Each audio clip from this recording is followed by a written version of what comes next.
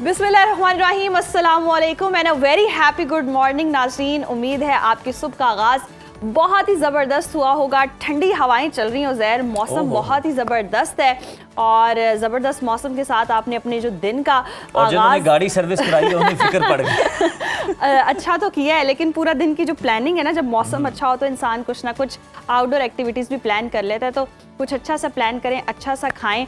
ये मेरा मशवरा है आगाज़ में। मुझे कहते हैं माहम जाहिद और मेरे साथ मौजूद हैं उज़ैर मलिक जनाब। और बिल्कुल आप खाएं पिए भी और इस हसीन मौसम से लुत्फ़अंदोज़ भी हों। अपनी फैमिलीज़ के साथ जनाब पार्कों का रुख करें, नेचर के करीब हों और जनाब ये जो खूबसूरत मौसम है इससे लुत्फ़अंदोज़ हो। वरना आपको तो पता ही है कि 2 हफ्ते पहले जो हमारा हाल था वो बस ना ही पूछें, वो हाल बेहाल ही था, हम उसको यही कहेंगे।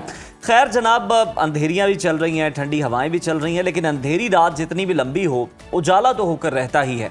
और आज की सुबह आलमी उफक से कुछ ऐसी ही रोशनी लेकर आई। बिल्कुल ऐसे ही है और आज दुनिया ये तस्लीम कर रही है नाज़रीन कि पाकिस्तान ने वाकई नामुमकिन को मुमकिन कर दिखाया। मशरिक़ वस्ता में दहाइयों पर महीत छोटी बड़ी जंगों के बाद देर पाम का जो सूरज तुलू हुआ है ज़बरदस्त है। पाकिस्तान की तारीखी सालिसी के बाद सदर ट्रंप ने तारीखी जंग बंदी मुआहदे पर दस्तखत कर दिए और ईरान की तरफ से बाकिर कलेबाफ ने इलेक्ट्रॉनिक दस्तखत करके इस डील पर मोहर लगा दी है और 19 जून को जेनेवा में इस तारीखी मफाहमती याददाश्त पर बाज़ाब्ता दस्तखत होंगे। और क्या ये मुआहदा वाकई खित्ते में मुस्तकिल अमन लाएगा या इसराइल इसे सबोताश कर देगा, इस पर बात करेंगे। और इसके साथ साथ आजकल हम देख रहे हैं मर्दों में बांझपन का मसला बहुत ज़्यादा हो गया है। ये क्यों बढ़ रहा है, इसकी वजूहात भी जानेंगे। और इसके साथ साथ आजकल हम बात बात पर गुस्सा भी बहुत ज़्यादा कर रहे हैं, इसकी भी दिलचस्प वजूहात आपके सामने रखेंगे। इसके अलावा डिजिटल प्लेटफॉर्म से होने वाली कमाई भी हुकूमत के रडार पर आ चुकी है और नए बजट में यूट्यूबर्स, फेसबुक और टिकटॉक क्रिएटर्स की आमदन पर 5% टैक्स की तजवीज़ दी गई है। इस तजवीज़ के इम्पैक्ट भी शो में डिस्कस करेंगे। LPG माफिया आखिर क्यों बेलगाम है, गरीब के चूल्हे पर रोजाना अरबों का डाका कौन डाल रहा है, इसका जवाब भी तलाश करेंगे।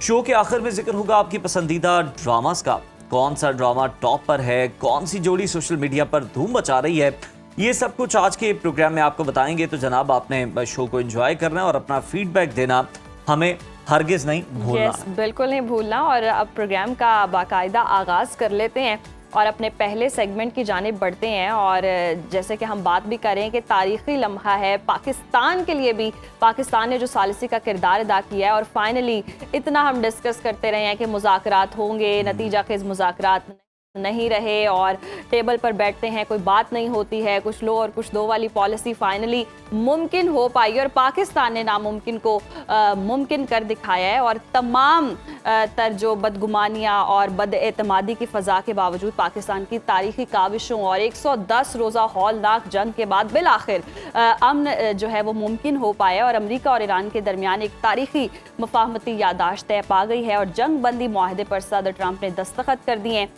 ईरान की तरफ से जैसे कि हमने बताया कि बाकिर कलेबाफ ने इलेक्ट्रॉनिक दस्तखत की और मुआहदे की तफसीलात आइंदा चंद घंटों में जारी किए जाने का इम्कान है। और इस पूरे अमल में पाकिस्तान के तारीखी किरदार को आलमी सतह पर भी बहुत ज़्यादा सराहा जा रहा है उज़ैर। लेकिन इस बड़ी पेशरफ्त के पीछे हम बात करें तो कई तजादात भी नजर आते हैं। एक तरफ ईरानी तर्जुमान इस्माइल बकाई $24 अरब के मुंजमद असासों की वापसी और जंगी नुकसानात का मुआवजा मांग रहे हैं, तो दूसरी तरफ अमरीकी हुकाम किसी भी पेशगी अदायगी की तरदीद कर रहे हैं। सबसे बड़ा चैलेंज इसराइल है जो इस डील से मुकम्मल बाहर है और मुबस्सरीन इसे नेतन्याहू की बड़ी सियासी शिकस्त करार दे रहे हैं।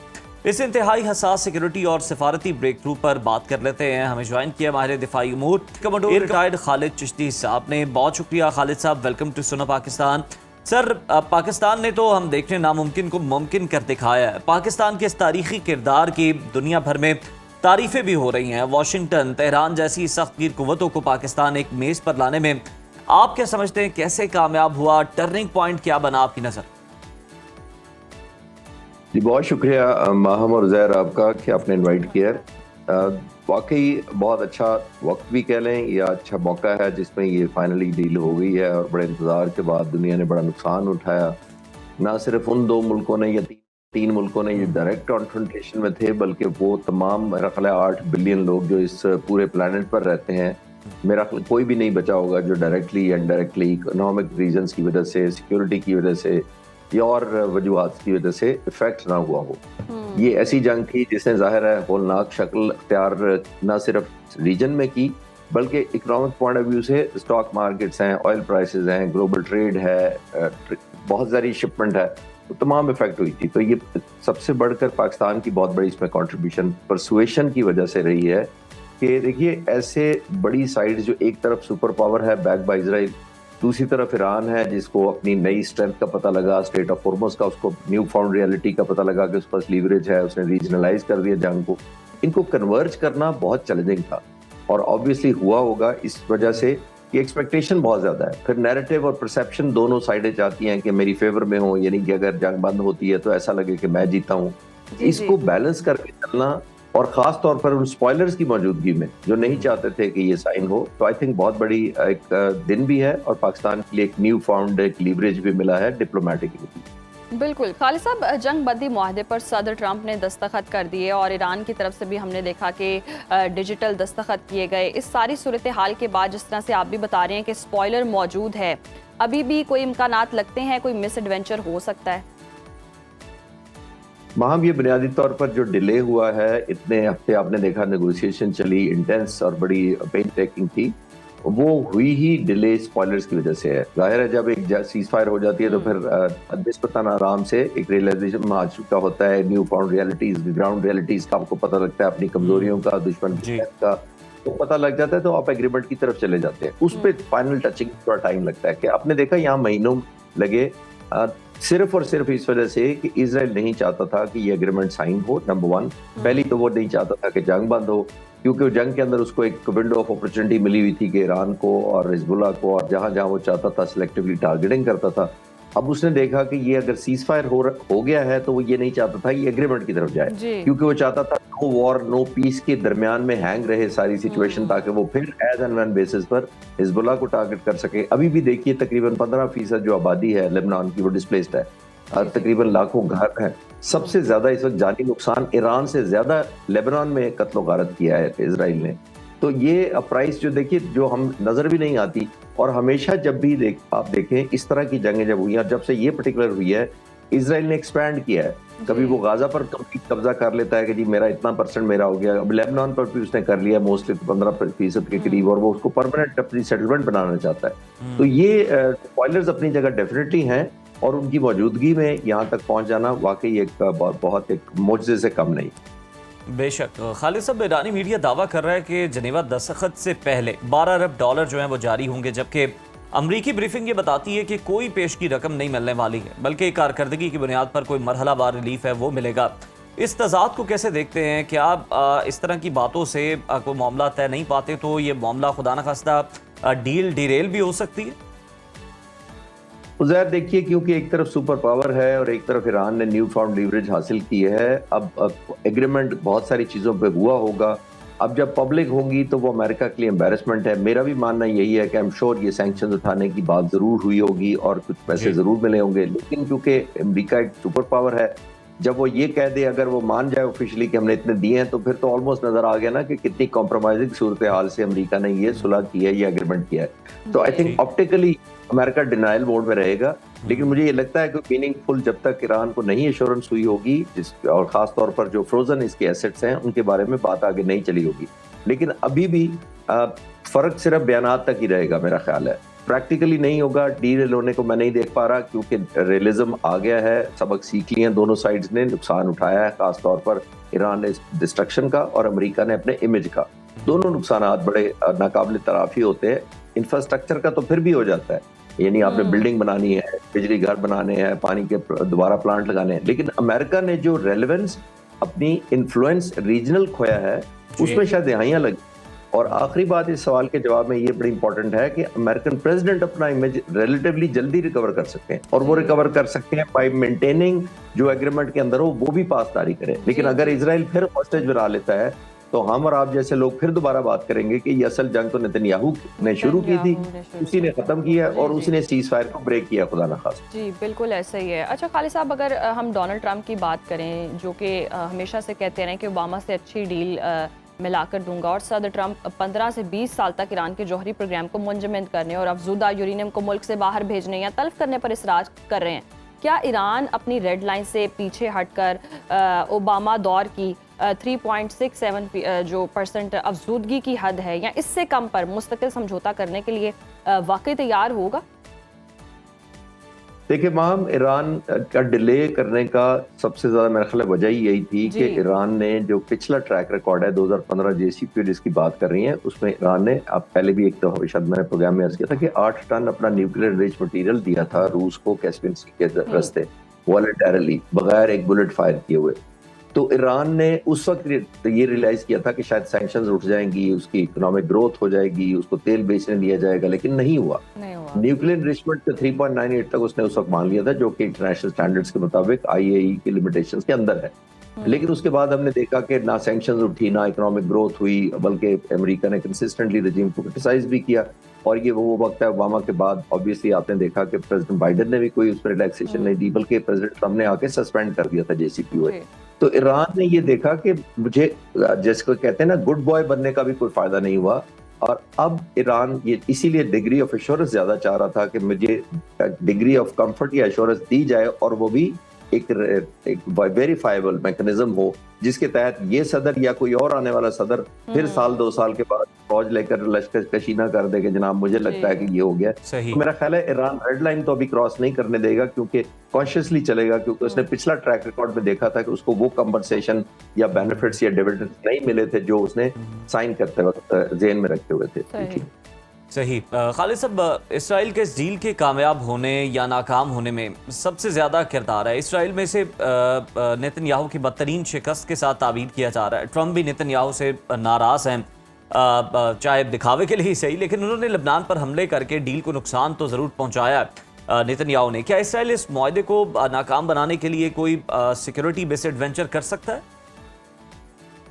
देखिए, ये सबसे बड़ा इम्तिहान है प्रेसिडेंट ट्रंप का, क्योंकि अगर president Trump Israeli prime minister को मैनेज कर सकते हैं, मैं सबसे डिसेंट लफ्ज सुबह इस्तेमाल कर रहा हूँ, जो मैनेज कह रहा हूँ, इससे ज्यादा सीरियस लफ्ज भी इस्तेमाल हो सकते हैं, तो वो मैनेज कर सकते हैं, तो फिर तो डिपेंड करेगा कि प्रेसिडेंट ट्रंप की अपनी भी क्रेडिबिलिटी बहाल रहेगी और इस मुआहदे की भी सैंटिटी रहेगी।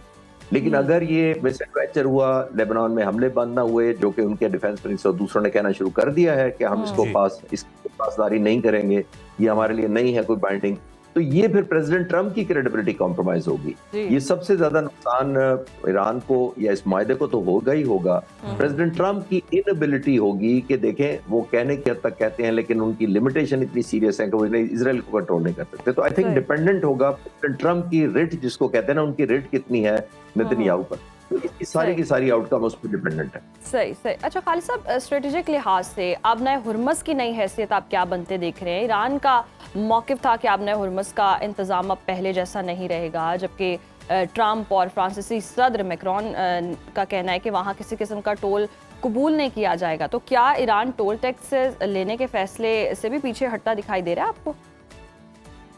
देखिए, ये ऐसी चीज है जिसको मैं फिर कहूंगा कि एक न्यू फाउंड एडवांटेज ईरान को मिली है, और आज नहीं मिली। ये अमेरिका की हिस्ट्री में इस तरह होता आया है कि प्रेसिडेंट रोनाल्ड रेगन ने जब ईरान पर सख्ती की थी, सख्ती से ईरान हमेशा बेहतर कमबैक किया है। रोनाल्ड रेगन ने जब सख्ती की थी तो इन्होंने हिजबुल्लाह बनाई थी।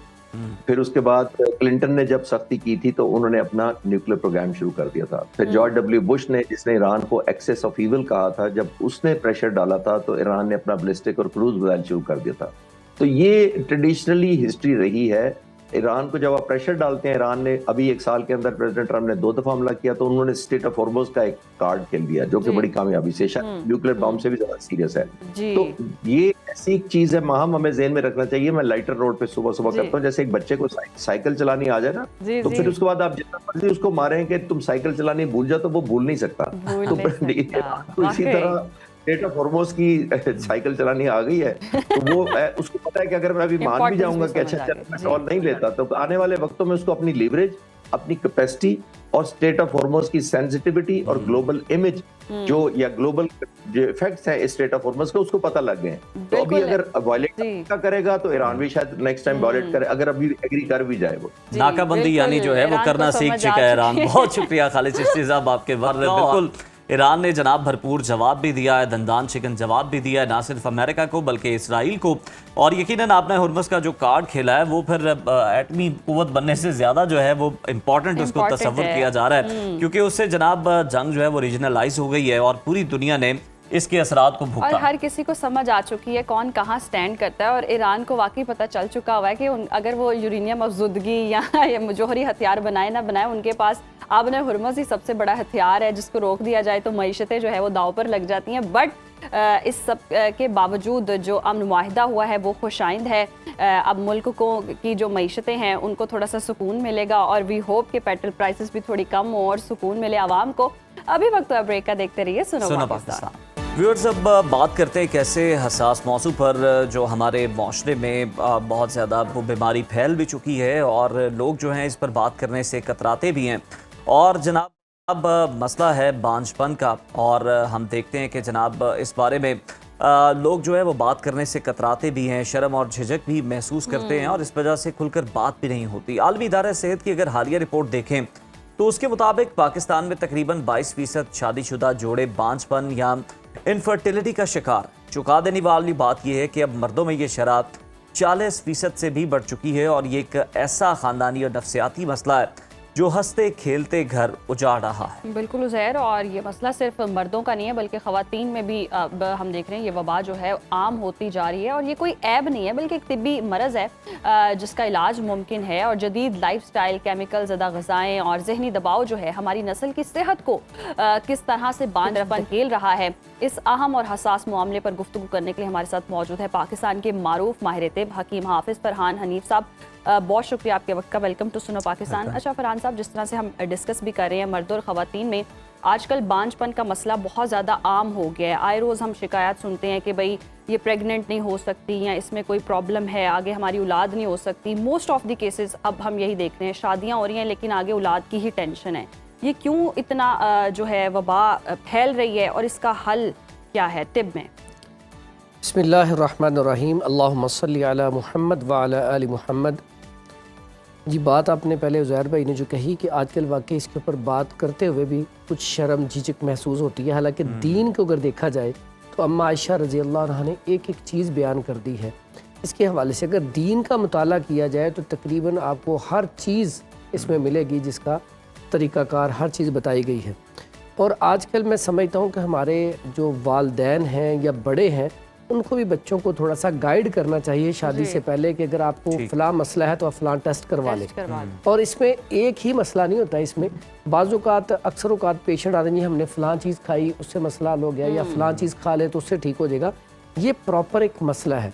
बांझपन किसी तरह का भी हो उसका रब ने इलाज रखा है, लेकिन मसला सिर्फ इतना है कि आपको मसला है क्या। सबसे पहले तो आपने टेस्ट करवाए हैं तो आपको क्या इशू आया है। इसमें कुछ प्रॉब्लम्स मैं आपको बताता हूँ। अगर बेटियों की बात की जाए, बहनों की बात की जाए, तो उन्हें मसला क्या होता है। सबसे पहला मसला ये है कि PCOS, पॉलीसिस्टिक ओवरी सिंड्रोम, क्या सिस्ट तो नहीं है। अब सिस्ट भी एक पानी वाली थैली होती है, एक फाइब्रॉइड होती है खून वाली थैली। अब इनमें से जो भी मसला उसका हल किया जाए। उसके बाद बल्कि यूट्रस होता है, उसके बाद लूजपन होता है, उसके बाद लिकोरिया का मसला बन जाता है। उसके बाद औरतों में अक्सर डेट, जब माहाना सर्कल डेट आती है तब पेन बहुत ज़्यादा होती है। बाज़ औक़ात हर दफ़ा ही जब टाइम होता है, अगर 20 तारीख है तो हर दफ़ा 2-4 दिन ऊपर होके आना, ये भी बेऔलादी का बहुत बड़ा सबब है। बाज़ औक़ात कसरते हैज़, यानी कि एक महीने में 2-2, 3-3 दफ़ा मेंसेस का आ जाना, ये भी बहुत बड़ा मसला है। अब सबसे पहले तो इन मसाइल में से जो मसला उसका हल किया जाए। उसके बाद अगर बात की जाए बेटों के हवाले से, बच्चों के हवाले से, तो उनको सबसे बड़ा मसला क्या आता है, जब आप उनका टेस्ट करवाते हैं, सीमन टेस्ट, तो जरासीम कम होते हैं, ठीक है, नॉन मोटाइल ज़्यादा होते हैं, मुर्दा जरासीम ज़्यादा होते हैं। अगर जरासीम हैं तो एक्टिव नहीं है, ताकतवर नहीं है, ठीक है। टेस्टोस्टेरोन की कमी बहुत ज़्यादा है, आजकल तो ये मसला बहुत ज़्यादा हो गया होगा। तो इसमें हम देखें बाज़-औक़ात मादा मुनव्विया होता ही नहीं है, ड्राइनेस इतनी ज़्यादा होती है कि मादा मुनव्विया नहीं होता। बाज़-औक़ात होता है तो गाढ़ापन नहीं होता, पतलापन होता है। तो इसमें बाज़-औक़ात हम शर्म महसूस करते हैं, माँ बाप के साथ भी जिक्र नहीं करते, भाइयों के साथ जिक्र भी नहीं करते। जब शादी हो जाती है उसके बाद जब औलाद नहीं होती तो फिर वो बात तलाक तक जाती है। बाज़-औक़ात बहुत अच्छे घर आपस में लड़ाइयाँ झगड़े और मामलात ख़राब हो जाते हैं। तो इसलिए इस मसले को आम ना समझा जाए, इस मसले को गौर से समझने के बाद अपने बच्चों को तरबियत करें। बेटा हो या बेटी हो, बेटियाँ हैं तो माएँ उनकी तरबियत करेंगे, बेटा इस तरह तरबियत होनी चाहिए। बाप अपने बच्चों की परवरिश में उन्हें सिखाए समझाए, जैसे वो बालिग हो जाए या शादी से पहले कम से कम उन्हें थोड़ा सा गाइड जरूर किया जाए। सही। अब इनमें से अगर मसला आ जाता है कोई भी, मर्दों में है औरतों, अब उसके आगे इलाज है, ठीक है।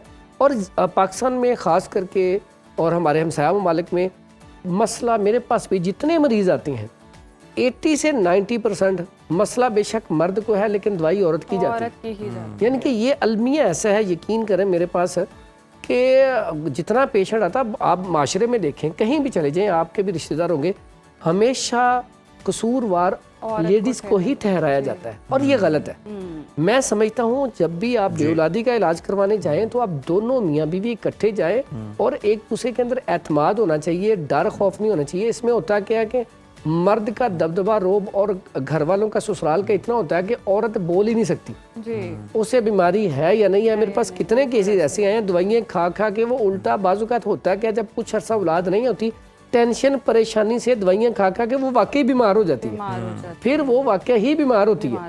तो इसलिए सबसे पहले तो ये हिम्मत करके जाया जाए, फिर उसके बाद इनमें से जो भी मसला हो आप टेस्ट करवाएं, सही, आप किसी अच्छे तबीब को चेक करवाएं, जो भी आपका मसला है फिर उसका इलाज करवाएं।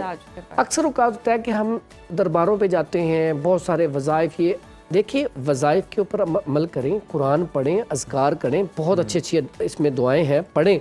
लेकिन जाली पीरों के पास देखें दूसरा, जाली पीरों के पास जाके यकीन करें, अपना ईमान ख़राब ना करें, ठीक है, चादरें ना चढ़ाएं, अपने ईमान ख़राब ना करें। एक तो ये मसला। दूसरा, अब वज़ाइफ पढ़ रहे हैं, कोई भी दुआ किसी ने बताई है तो उसके साथ प्यारे नबी सल्लल्लाहु अलैहि वसल्लम ने क्या क्या कि अपना इलाज पहले करवाएं, इलाज भी करवाएं, साथ दुआ पढ़ें, ठीक है। दुआएं मैं 2-3 बता देता हूँ, उसके बाद इलाज भी मुख्तसर से आपको बता देता हूँ। इसमें दुआएं ये हैं कि रब्बी हबली मिनस सालिहीन, इतनी ज़बरदस्त दुआ है, अगर आप फिट हैं तो ये दुआ पढ़े, इंशाअल्लाह अल्लाह ताला आपको औलाद से नवाज देगा। उसके बाद रब्बी ला तज़रनी फ़र्दन व अंत खैरुल वारिसीन, ये औलाद नरीना के लिए, जिनको बेटों की ख्वाहिश हो वो ये दुआ कसरत से पढ़े, रब्बी ला तज़रनी फ़र्दन व अंत खैरुल वारिसीन, कसरत से पढ़ें तो इंशाअल्लाह अल्लाह खैर वाले मामले खोल देगा। फिर इस्तिग़फ़ार है, अस्तग़फ़िरुल्लाह अल्लज़ी ला इलाहा इल्ला हुवल हय्युल क़य्यूम व अतूबु इलैह। इस्तिग़फ़ार के बारे में, जो इस्तिग़फ़ार करता है रब उसे नेमतों से नवाजता है, और नेमतों में सबसे बड़ी नेमत का जिक्र जो पहले आता है वो औलाद ही है, ठीक है, बेटों की नेमत से। अच्छा, उसके बाद आ गया अब मसला, ये चूँकि टॉपिक लंबा है, कोशिश करूँगा मैं 2-3 चीज़ें चले दोनों की बता दूँ। अगर बेटियों का मसला है, उन्हें माहाना सर्कल आता ही नहीं है, 2-2 महीने 3-3 महीने मेंसेस नहीं आते, अगर आते हैं तो 1-2 दिन सिर्फ दाग लगता है, तो उसके लिए उसके में मसला क्या आ गया कि उनका ये मामला डिस्टर्ब है, PCOS इसका इशू है। तो इसके लिए क्या करें, अबहल ले लें, अबहल, राई ले लें और मुरमुखी ले लें। अब इसमें अबहल ले लें 100 ग्राम, मुरमुखी और राई ये दोनों ले लें 50-50 ग्राम। इसका फाइन पाउडर करके 1000 mg का कैप्सूल भर लिया जाए। एक कैप्सूल सुबह एक शाम इस्तेमाल करवाएं, कम अज़ कम 3 माह, इंशाअल्लाह अल्लाह के हुक्म से मसला हल हो जाएगा। उसके बाद अगर पानी वाली थैलियाँ हैं, सिस्ट है पानी वाली, उसके लिए रेवंद खताई ले लें 150 ग्राम, हल्दी ले लें 50 ग्राम, मुलट्ठी ले लें 50 ग्राम, सौंफ ले लें 50 ग्राम। इसका फाइन पाउडर करके वही 1000 mg का कैप्सूल भर के सुबह शाम अगर खिलाया जाए तो 3 माह, ज़्यादा है वैसे तो ये पानी वाली थैलियाँ, अगर इसमें सिर्फ गर्म चीज़ों को बंद कर लिया जाए जी, तो 1 महीने के अंदर रिजल्ट बिल्कुल क्लियर आ जाता है, ठीक है। तो ये अगर नुस्खा इस्तेमाल करवाया जाए तो ये ऐसी मेरी बेटियां बहनें जिनके एग्स मैच्योर नहीं होते, फिलिपिन ट्यूब्स का इशू होता है, ट्यूब्स में ब्लॉकेज होती है, उनके लिए भी ये नुस्खा बड़ा कमाल का है। 3 माह इस्तेमाल कर लें तो इंशाल्लाह मसला हल हो जाएगा। अब ऐसी मेरी बेटियां जिनको डेट नहीं ना आती खुल के, उनके लिए होता है वो मुरगन अग़ज़िया खाएं, गोश्त का इस्तेमाल करें, अंडों का इस्तेमाल करें, खजूर का इस्तेमाल करें, इस तरह की चीज़ें इस्तेमाल करें। और जिनके पानी वाली थैलियाँ सिस्ट है, उन्हें चाहिए गर्म चीज़ों को परहेज़ करें और कोशिश करें तर गर्म और ठंडी चीज़ों का इस्तेमाल करें। उसके बाद मसला आ गया, ऐसी मेरी बेटियाँ जिनका फाइब्रॉइड का इशू है, ये जो होती है ये सिस्ट ज़रा थोड़ा टाइम लेती है, 3 से 6 माह ले जाती है। तो इसमें क्या करें, इसमें बड़ा सादा सा एक नुस्खा है, एक ना मुरक्कब मिल जाता है पाउडर फॉर्म में, कर्नुल ईल के नाम से, किसी भी पंसार स्टोर पे जाएंगे, ये पाउडर लेके 2 से 3 चुटकी सिर्फ, यानी कि 3-4 चावल जितना, जब भी सालन खाने लगे, रोटी खाने लगे, तो सालन के ऊपर ना ऐसे थोड़ा सा डाल लें। तो ये 3 से 6 माह इस्तेमाल करें तो इंशाल्लाह अल्लाह के हुक्म से फाइब्राइड जो है वो भी ठीक हो जाएगी। अब आ जाते हैं बेटों की तरफ, बच्चों की तरफ। तो बच्चों के लिए अगर तो उनका मादा मुनव्विया पतला है, ठीक है, कच्चा है, तो उसके लिए मूसली सफ़ेद 50 ग्राम ले ले, सालब मिस्री 50 ग्राम, सालब पंजाब 50 ग्राम और इसमें लाजवंती 50 ग्राम। अब इसमें इसको छिलका इसबगोल थोड़ा सा ऐड कर लें, पहले वो सारी चीज़ें पाउडर कर लें, उसके बाद छिलका इसबगोल थोड़ा सा उसमें ऐड करके, तो ये अगर आधा चम्मच सुबह शाम खाना खाने से 1 घंटा पहले इस्तेमाल किया जाए तो बेहतरीन चीज़ है। सिर्फ 41 दिन अमल कर लें, बेहतरीन है। सही। अगर स्पर्म की कमी है, जरासीम की कमी है, जरासीम बहुत वीक हैं या है ही नहीं, बहुत कम है, उसके लिए बड़ा सादा सा नुस्खा है। तुख्मे उटंगन ले लें 50 ग्राम, मगज़ पंबा दाना, मगज़ बनोला भी कहा जाता है इसे, ये भी ले लें 50 ग्राम, असगंधना गोरी 50 ग्राम, मूसली सफ़ेद 50 ग्राम, सालब पंजाब 50 ग्राम। ये सारी चीज़ों का फाइन पाउडर करके इसमें थोड़ा बादाम की गिरी 50 ग्राम और मगज़ पिस्ता 50 ग्राम, ये ऐड करके अगर इसकी रात को खीर बना ली जाए, गर्मियों में रात को आप इसको दूध में पकाते जाएं, ये आपकी खीर तैयार हो जाएगी। थोड़ा थोड़ा डाल कर इसको मिक्स करते जाएं, 1 चम्मच टोटल छोटा वाला, उसकी ये खीर बना लें पाव दूध में, सुबह निहार ये खीर खा लें 41 दिन। उसके बाद जाके आप टेस्ट करवा लें, अल्लाह के हुक्म से इंशाल्लाह आप लोग दुआएं देंगे, जरासीम आपके पूरे हो चुके होंगे। उसके बाद टेस्टोस्टेरोन, जिसका आजकल जो जितने भी बेचारे वेट लिफ्टर हैं, जो वेट लिफ्टिंग करते हैं, उन्हें भी बड़ा ये होता है कि हमें कोई ऐसी चीज़ हो जिससे टेस्टोस्टेरोन बढ़े, और इसमें भी इसका बड़ा अमल दखल है क्योंकि वो ओवरऑल पूरी बॉडी के लिए अच्छा है। उसके लिए एक सादा चीज़ है, उसे कहते हैं खार खस्क। ये आम सस्ती सी चीज़ मिल जाती है पंसार स्टोर से, वो ला के आप इसका पाउडर करके आधा चम्मच सुबह शाम खा लिया करें, या इसका कहवा बना के पी लिया करें। यकीन करें इससे तेज़ दवाई कोई नहीं है टेस्टोस्टेरोन के लिए, इतनी कमाल की चीज़। तो ये इस्तेमाल की जाए तो आपके टेस्टोस्टेरोन भी पूरे रहेंगे। यानी कि ये चंद चीज़ें। उसके अलावा इसमें ये बहुत है, इसमें बहुत सारी चीज़ें जो हम इसमें एक प्रोग्राम के ऊपर तो ये सारी चीज़ें बता नहीं सकते। उसके बाद बाज़ औक़ात होता है कि गर्मी की शिद्दत बहुत है, एक सुज़ाकी मादा होता है, जब इंसान के अंदर सुज़ाकी मादा आ जाता है, वो क्या, पस। अब पस जरासीमों को मारती है। ये सबसे पहले जब भी जरासीम की दवाई भी खानी है, पहले पस क्या इलाज करवाना है, पस तो नहीं आ रही, पस जरासीमों को ख़त्म करती है। अब पस का इलाज के लिए आप क्या करेंगे, उसमें बड़ा सादा सा नुस्खा है, छिलका रीठा। हम तो समझते हैं ये शैम्पू के लिए इस्तेमाल होता है, छिलका रीठा बड़ा कमाल का है। उसके बाद हल्दी ले ले, ये दोनों चीज़ें बराबर वज़न लेके इसका पाउडर करके 1000 mg का कैप्सूल भर के सुबह शाम में खिलाया जाए तो इससे पस ख़त्म होगी, सुज़ाकी जहर ख़त्म होगा। जब आपका पस सेल 1.2 पे या 1 पे आ जाएंगे तो समझें आपके जरासीम खुद ब खुद बढ़ना शुरू हो जाएंगे। हमारे पास ऐसी चीज़ें हैं जैसे लोबिया है, लोबिया जरासीमों को बढ़ाने के लिए, रेड लोबिया अकेला ही इस्तेमाल किया जाए तो जरासीम जो है बड़ी अच्छी मिकदार में बनना शुरू हो जाते हैं।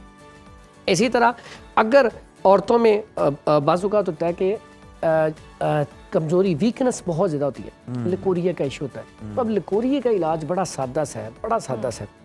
उसमें भी अगर आप इस्तेमाल करें, छिलका रीठा ले लें, हल्दी ले लें और मुलट्ठी ले लें और सौंफ ले लें, इन चारों चीज़ों का पाउडर करके अगर इस्तेमाल किया जाए तो बड़ा सादा सा नुस्खा, बड़ा बेहतरीन, इससे फौरी फ़र्क पड़ जाएगा, इन्फेक्शन अंदर की ख़त्म हो जाएगी।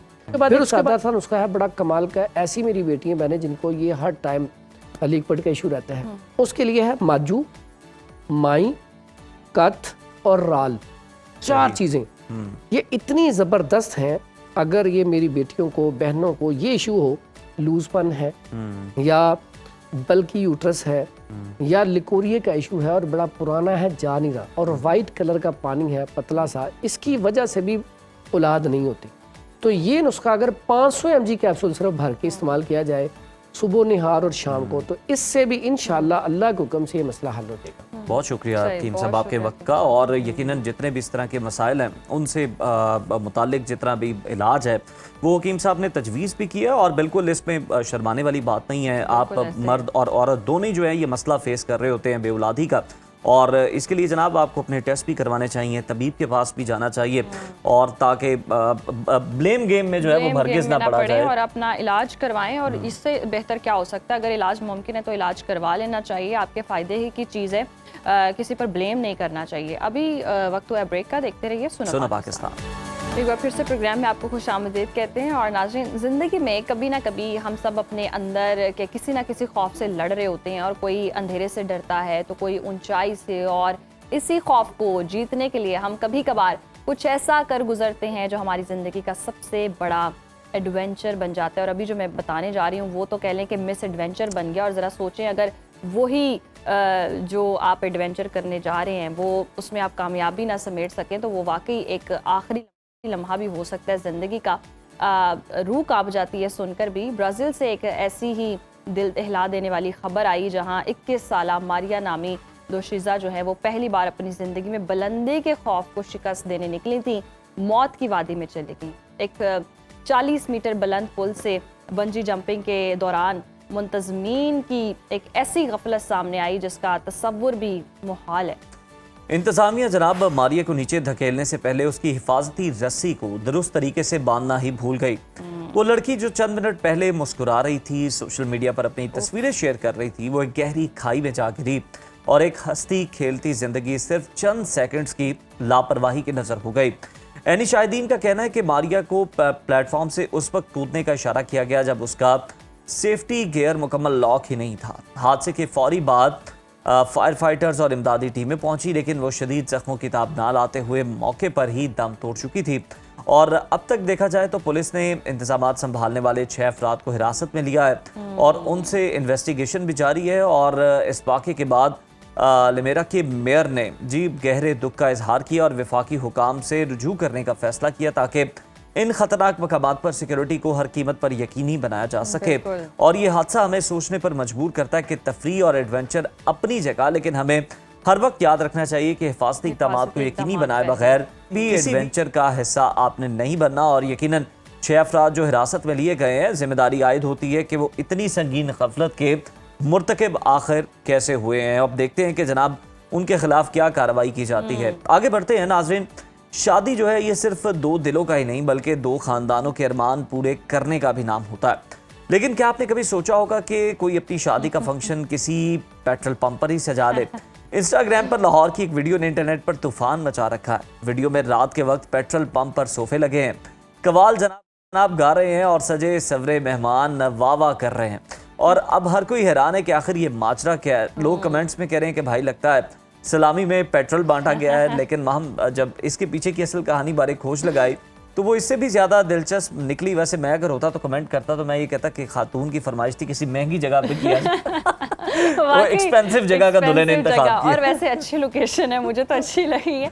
और आगे मैं बता देती हूँ क्या हुआ था। ये कोई पब्लिसिटी स्टंट नहीं है, जानबूझकर उन्होंने कोई ये अनोखा आइडिया जो है वो लॉन्च करने की कोशिश नहीं की है। दरअसल ये एक रिवायती मेहंदी का फंक्शन था जो खुले ग्राउंड में बड़ी धूमधाम से बेचारे कर रहे थे। अचानक आपको पता ही है लाहौर के रिवायती मौसम ने करवट ली, आंधी आई, तूफान आया, मूसलाधार बारिश शुरू हो गई जिसने पूरे जो हॉल है, जो उनका वो पंडाल था, उसका जो मज़ा है वो किरकिरा कर दिया था। अब ऐसे में दुल्हन वाले परेशान खड़े थे, लेकिन वो कहते हैं ना कि जहाँ चाह होती है वहाँ राह होती है।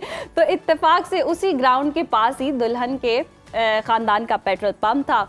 तो बस फिर आइडिया जो है वहीं से जनरेट हुआ। पेट्रोल पंप की छत तले मेहंदी की महफिल दोबारा आई और सोशल मीडिया पर धूम मच गई और लोग कमेंट्स भी कर रहे हैं कि पता नहीं क्या हुआ है, लेकिन असल पीछे हकीकत ये थी। देखे ना फैमिली के पेट्रोल पंप होने का कितना फायदा हुआ। उन्होंने अपनी सेलिब्रेशन जो है ना वो डिसकंटिन्यू की नहीं की। उन्होंने कहा जनाब हम अपनी सेलिब्रेशन जारी रखेंगे। ये बड़ा इंपॉर्टेंट, ये तो बड़ी जबरदस्त खबर है। एक और खबर नाजरीन के साथ शेयर करते हैं जिसने मुल्क के लाखों नौजवानों को तशवीश में मुब्तला कर दिया है। हुकूमत ने आइंदा माली साल के बजट में यूट्यूब, फेसबुक और टिकटॉक जैसे डिजिटल प्लेटफॉर्म से होने वाली आमदन पर 5% विद होल्डिंग टैक्स लगाने की तजवीज़ दी है। और पाकिस्तान की 25 करोड़ आबादी में से 15 करोड़ लोगों को इंटरनेट तक रसाई हासिल है और तकरीबन 8 करोड़ अफराद सोशल मीडिया पर मुतहरिक भी हैं।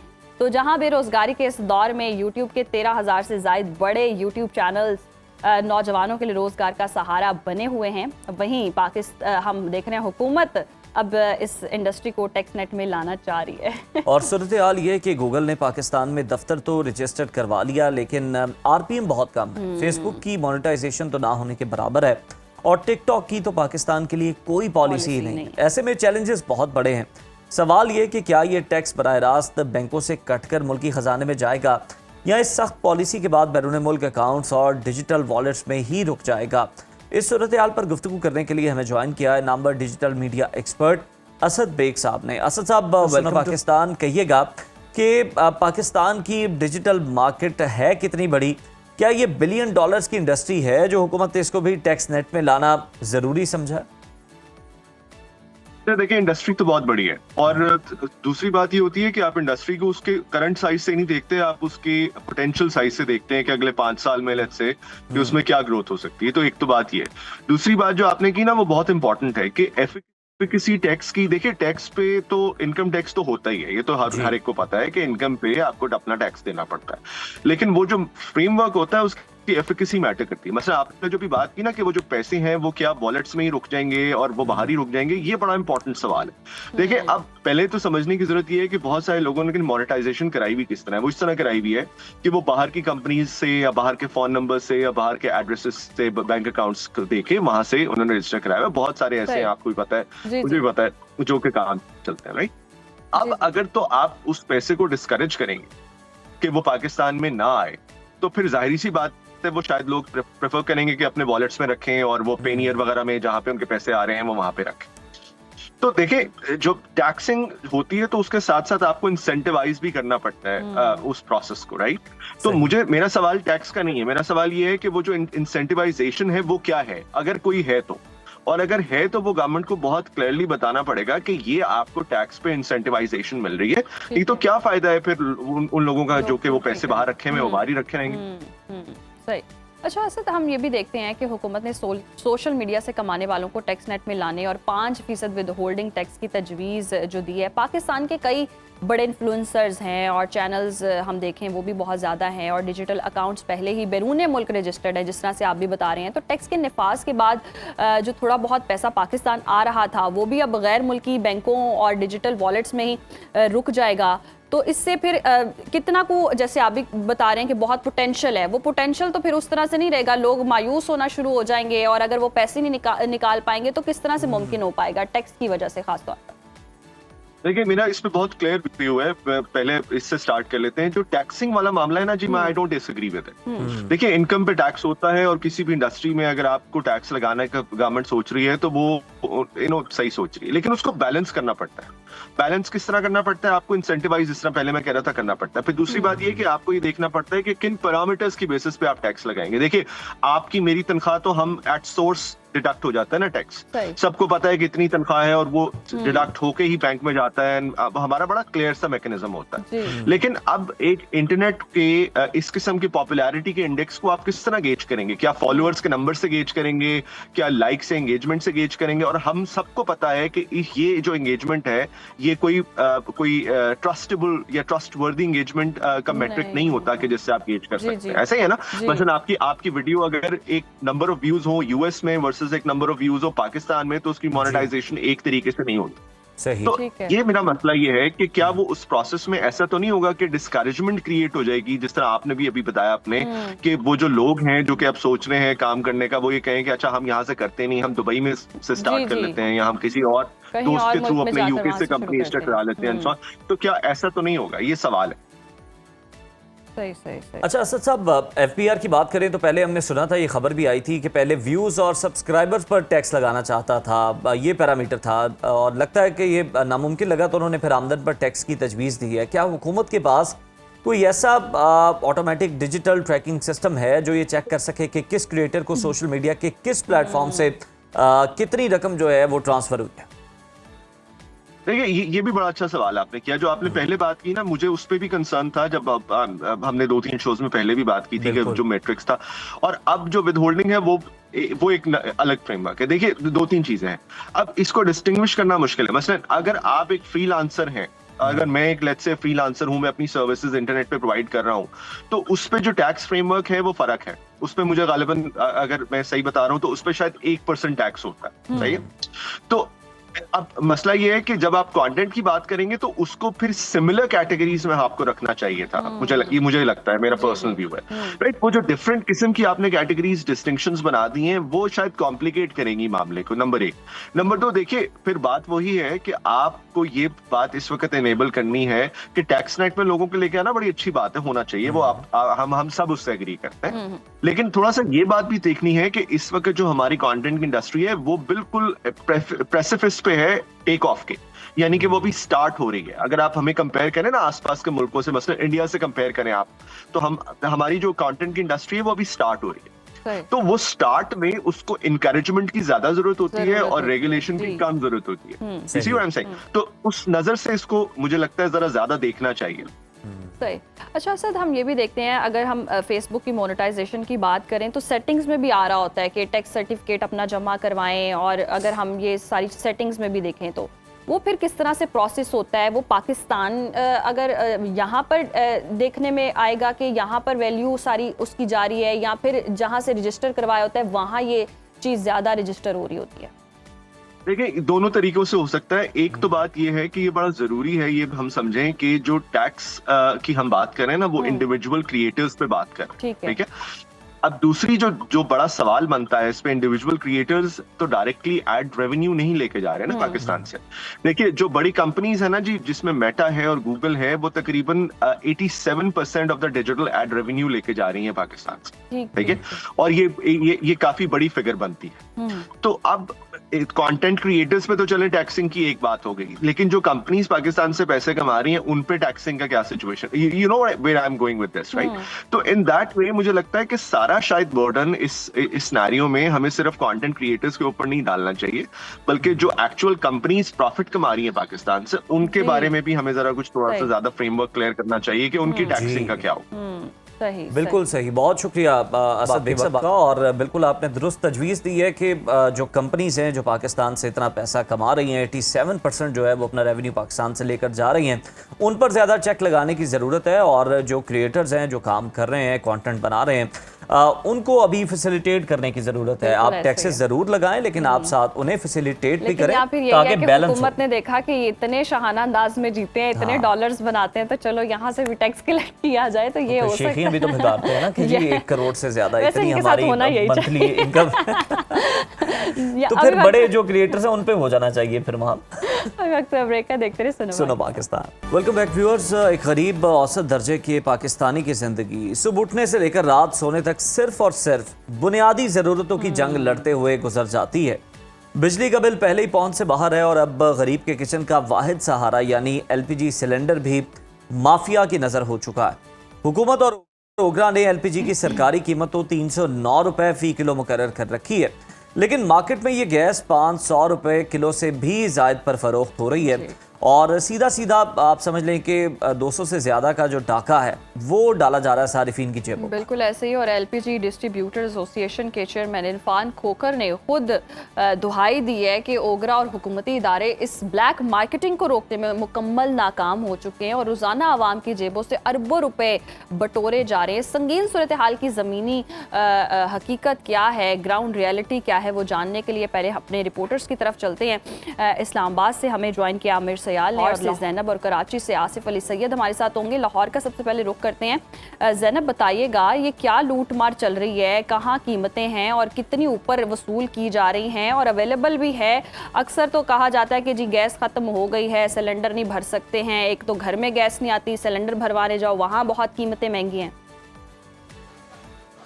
जी बिल्कुल माहम, अब ये एक रिवायत पड़ गई है कि जो चीज़ जो हमने चाहिए होती है बुनियादी ज़रूरत पे, अब वो या तो ब्लैक में मिलती है या बहुत महंगी मिलती है। तो लाहौर की सूरत हाल कुछ इस तरह से है कि सबसे पहले जो LPG की कीमत शुरू हुई थी वो 250 रुपए से शुरू हुई थी, लेकिन आहिस्ता बढ़ते बढ़ते जैसे गैस की बंदिश घरों में होना शुरू हुई तो उसके बाद कीमतों में भी इजाफा हो गया, और उसके बाद जो सिचुएशन थी वो आउट ऑफ कंट्रोल थी।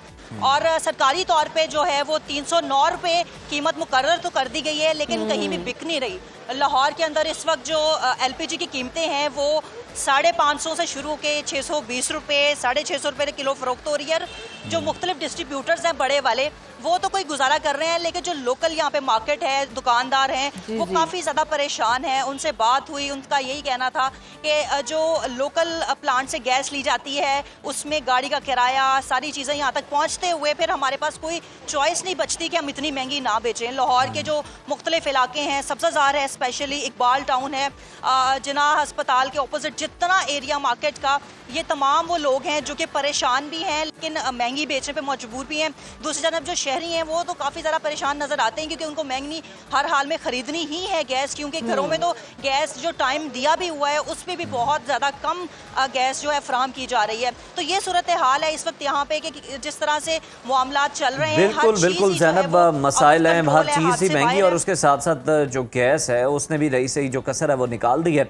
आमिर सियाल के पास चलते हैं इस्लामाबाद में। आमिर बताइएगा, आप इस्लामाबाद में हैं, तमाम जितने भी रेलिवेंट गैस से डिपार्टमेंट है उनके हेडक्वार्टर्स इस्लामाबाद के अंदर मौजूद हैं। क्या वजह है कि हुकूमत ने जो कीमत 309 रुपये मुकर्रर कर दी है?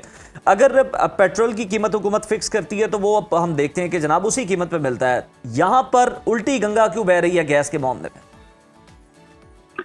हाँ देखिए, सबसे पहली बात तो ये है कि उल्टी गंगा इसकी रही है कि जो हुकूमत है उस पे जो है बिल्कुल अवाम की जो मुश्किलात है उस पे कोई बिल्कुल उन्हें कोई परेशानी नहीं है हुकूमत को। और ना हमने ये देखा है कि अवाम की तरफ से कोई प्रोटेस्ट है, ना कोई अवाम इस पे सड़कों पे निकल रहे हैं, इस परेशानी में भी सब्र से बर्दाश्त कर रहे हैं। इसमें जो LPG महंगी है, इसमें बुनियादी तौर पे जो मसला है ये पेट्रोलियम मिनिस्ट्री का फेलियर है, और उससे भी ज्यादा जो है ओगरा का फेलियर है।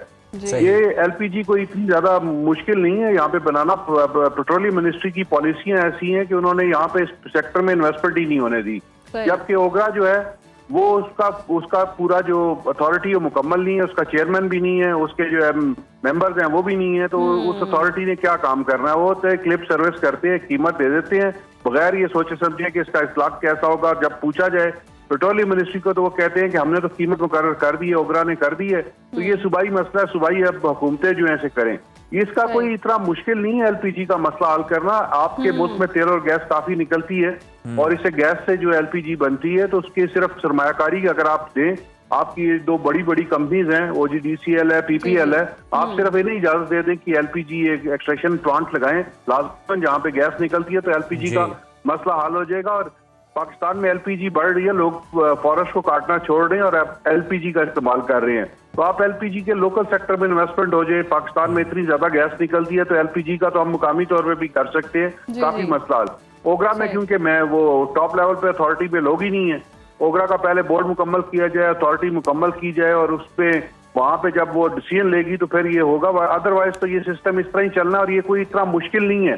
आपके इतने बड़े बहरान में आपके मुल्क में पेट्रोल मिलता रहा, मुनासिब कीमत पे मिलता रहा, और किसी किस्म का क्राइसिस नहीं हुआ। LPG का क्राइसिस इसलिए है कि ये पेट्रोलियम मिनिस्ट्री और ओगरा दोनों की नाकामी है, और वहाँ पे उनका परफॉर्मेंस ऑडिट करें जाके मिनिस्ट्री के अफसरान क्या कर रहे हैं, और वहाँ पे अगर हुकूमत स्टेप ले तो आवाम को रिलीफ मिल सकता है। सही, हुकूमत स्टेप ले तो आवाम को रिलीफ मिल सकता है, लेकिन हुकूमत स्टेप ले ही क्यों, आवाम को क्यों रिलीफ देना है? अच्छा, कराची का रुख करते हैं। आसिफ, यहाँ क्या सूरत हाल है, यहाँ क्या पोजीशन है, आवाम कितनी को परेशान है, और LPG कितनी कीमत पर दस्तयाब है?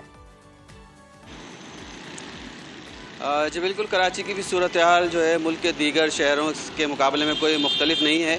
और कराची में जो सुई सदरन गैस वाले हैं उन्होंने तो अपना एक तरीक़ाकार ये बना लिया है कि वो सूरत हाल देख कर वो जो गैस के शेड्यूल बनाते हैं। अब जैसे स्कूलों की छुट्टियां हुई हैं तो उन्होंने जो 6 बजे गैस खुलती थी अब वो 7:30 बजे गैस खोलना शुरू किया, जिसकी वजह से लोगों का LPG की तरफ जो है वो ध्यान चला गया है। अब लोग ज़्यादा LPG के इस्तेमाल करने के बारे में सोच भी रहे हैं और सिलेंडर ख़रीद भी रहे हैं। LPG की कीमत की हम बात करें तो 309 रुपये तो सरकारी रेट है, लेकिन यहाँ पर अभी गुज़िश्ता 2 दिन पहले तक 480 रुपये और 490 रुपये में फ़रोख्त हो रही थी। लेकिन यहाँ दुकानदारों का कहना है कि अब LPG की कीमत कम हो रही है, तो इस वक्त जो है 450 रुपये इस वक्त जो है LPG यहाँ पर कराची में दस्तयाब है। लेकिन फिर भी जो सरकारी रेट है उससे कहीं ज़्यादा ये कीमत है, तकरीबन 150 रुपये ज़्यादा है। अगर सुई गैस के वाले अपने मामला सही कर लें तो LPG के मामला जो है वो काफ़ी बेहतर हो सकते हैं। लेकिन हर चीज़ में यही देखा गया है कि जिस चीज़ में मुनाफा कमाना होता है या ज़्यादा उसको बेचना होता है तो उसकी पहले शॉर्टेज की जाती है, जो दस्तयाब चीज़ होती है उसको बंद किया जाता है ताकि लोग दूसरी तरफ आएँ तो ज़्यादा मुनाफा कमाया जा सके। तो बिल्कुल जैसे पहले शुगर माफिया थी इसी तरह से अब LPG माफिया है। और इसको कोई हाथ मुंह देने वाला नहीं है, कोई इनको रोकने वाला नहीं है। जिसके जहाँ जो मर्जी है वो रेट वसूल कर रहा है। पूरे कराची में यही सूरत हाल है। ख़ास तौर पे जो कराची के मज़ाफ़ाती इलाके हैं वहाँ पर जो है एलपीजी ज़्यादा इस्तेमाल होती है, गैस सिलेंडर ज़्यादा इस्तेमाल होते हैं, क्योंकि वहाँ पर गैस की जो लाइनें हैं वो गैस सुई गैस की दस्तियाब नहीं है, इसलिए वहाँ पर ज़्यादा होती है। और रक्शों में ख़ास तौर पर जो टैक्सी वाले हैं वो एलपीजी ज़्यादा यूज़ करते हैं, तो उनके लिए सबसे ज़्यादा मसला है, क्योंकि वो उनको महंगी मिलती है तो वो ज़ाहिर बात है अपने किराए भी बढ़ाते हैं। दुकानदार कहते हैं कि हमको होलसेल रेट पे नहीं मिलती जो सरकारी रेट है, इसीलिए हम कम पैसों में कैसे फ़रोख्त कर सकते हैं। तो ये सूरत हाल है सारी एलपीजी की कराची के अंदर भी। लेकिन जो सरकारी रेट है उससे कहीं ज़्यादा कीमत है। इस वक्त भी 309 रुपये कीमत है। सरकारी लेकिन रेट से 450 ज़्यादा रुपये कीमतें आज जो का हैं वो रेट कराची है। में भी वसूली जा रही हैं और कोई चेक एंड बैलेंस नहीं है। आमिर, जिस तरह से हम देखें तो जो बात की जाती है कि जनाब हमने तो जो है गैस जो वो मंगवा दी है, कीमत जो है वो हमने जनाब दे दी है कि ये सरकारी कीमत है, मुकर्रर हो गई है। अब सूबे जाने और उनका काम जाने। सूबे कहते हैं जनाब जब पीछे से ही गैस महंगी आ रही है तो हम किस तरह से इन्फोर्स कर सकते हैं और किस तरह से हम उन्हें बाउंड कर सकते हैं कि वो जनाब इस कीमत के ऊपर गैस बेचें। वो तो फिर अपना सब कुछ कारोबार बंद करके चले जाते हैं, उल्टा फिर भी आवाम ही पिसती है जिन्हें महंगी तो मिल रही होती है, लेकिन जब इस तरह की कार्रवाई होती है उसके बाद वो गैस से भी महरूम हो जाते हैं। जी कह रहे हैं वो असल में हुकूमत को यहाँ पे ये चेक करना चाहिए, जो ये एलपीजी इंपोर्ट करने वाले ग्रुप्स हैं कीमत वहाँ से महंगी होती है और फिर जब ये डिस्ट्रीब्यूटर्स के पास आती है तो वहाँ पे गैस और महंगी होती है। तो अगर आप इन दो ग्रुप्स को इफेक्टिवली चेक करें तो गैस की कीमत कम हो सकती है। ये कोई मुश्किल काम नहीं है, ये सिर्फ आपको जो है अगर इन पर थोड़ी सी सख्ती करें तो ये सारा कुछ हो सकता है। लेकिन ये गवर्नमेंट जो है, क्योंकि ये मिली भगत होती है तो हुकूमत ने अपनी आंखें बंद की हुई है कि वो जितना मर्जी मुनाफा कमाए। हालांकि एलपीजी प्लांट लगाना मुश्किल नहीं है। हमारे मुल्क में एक एलपीजी प्लांट लगा था 2002 में और उसे फिर बंद कर दिया और अभी बड़ी मुश्किलों से वो जो है 14 साल बंद रहने के बाद दोबारा चला है। तो ये मसला हल करना कोई मुश्किल नहीं है अगर हुकूमत चाहे तो। हुकूमत की मंशा नहीं है मसला हल करने में। हुकूमत चाहे तो ये मसला हल हो सकता है, लेकिन वही वाली बात है ना, हुकूमत चाह ही नहीं रही है। हमारे रिपोर्टर्स हमें अपडेट कर रहे थे, मार्केट की सूरत हाल तो हमने जान ली है। एलपीजी एसोसिएशन इरफान खोखर साहब स्टूडियोज में हमारे साथ मौजूद हैं, उनसे भी डिस्कस कर लेते हैं आखिर प्रॉब्लम है क्या, मसला है क्या और इस मसले का हल क्यों नहीं निकल रहा। बहुत शुक्रिया आपके वक्त का। वेलकम टू सुनो पाकिस्तान। इरफान साहब, जिस तरह से हम देख भी रहे हैं, हमने ग्राउंड रियलिटी भी जानी और सूरत हाल भी जानी कि कहाँ कहाँ जी शहरों में इतनी कीमतें वसूल की जा रही हैं। आखिर ये माफिया इतना एक्टिव क्यों है, क्यों कोई पॉलिसी नहीं बनाई जाती, क्यों आवाम को रिलीफ नहीं दिया जा रहा? अगर कीमत कम है तो इतनी ज़्यादा वसूल ऊपर क्यों की जा रही है? बिस्मिल्लाहिर्रहमानिर्रहीम। मैं आमिर अगर लाइन पे हो तो आमिर बड़े सीनियर साथी हैं हमारे हैं और बड़ी मिनिस्ट्री पेट्रोलियम पे गिरफ्त भी है। मैं 2-3 चीज़ें आमिर आपसे चाहूँगा कि आप भी मिनिस्ट्री पेट्रोलियम से जब हम रुजू कर रहे हैं आप भी करें। देखिए बात ये है कि इस वक्त पूरा जो आवे का हवा बिगड़ा हुआ है उसको बेहतर करने के लिए वजारत पेट्रोलियम में SAGC और SNGPL के अंडर अदारे आते हैं। ये गवर्नमेंट ओन कंपनीज हैं और उसके बाद आप देखें कि जो स्पार्को है वो भी सेमी गवर्नमेंट्स है।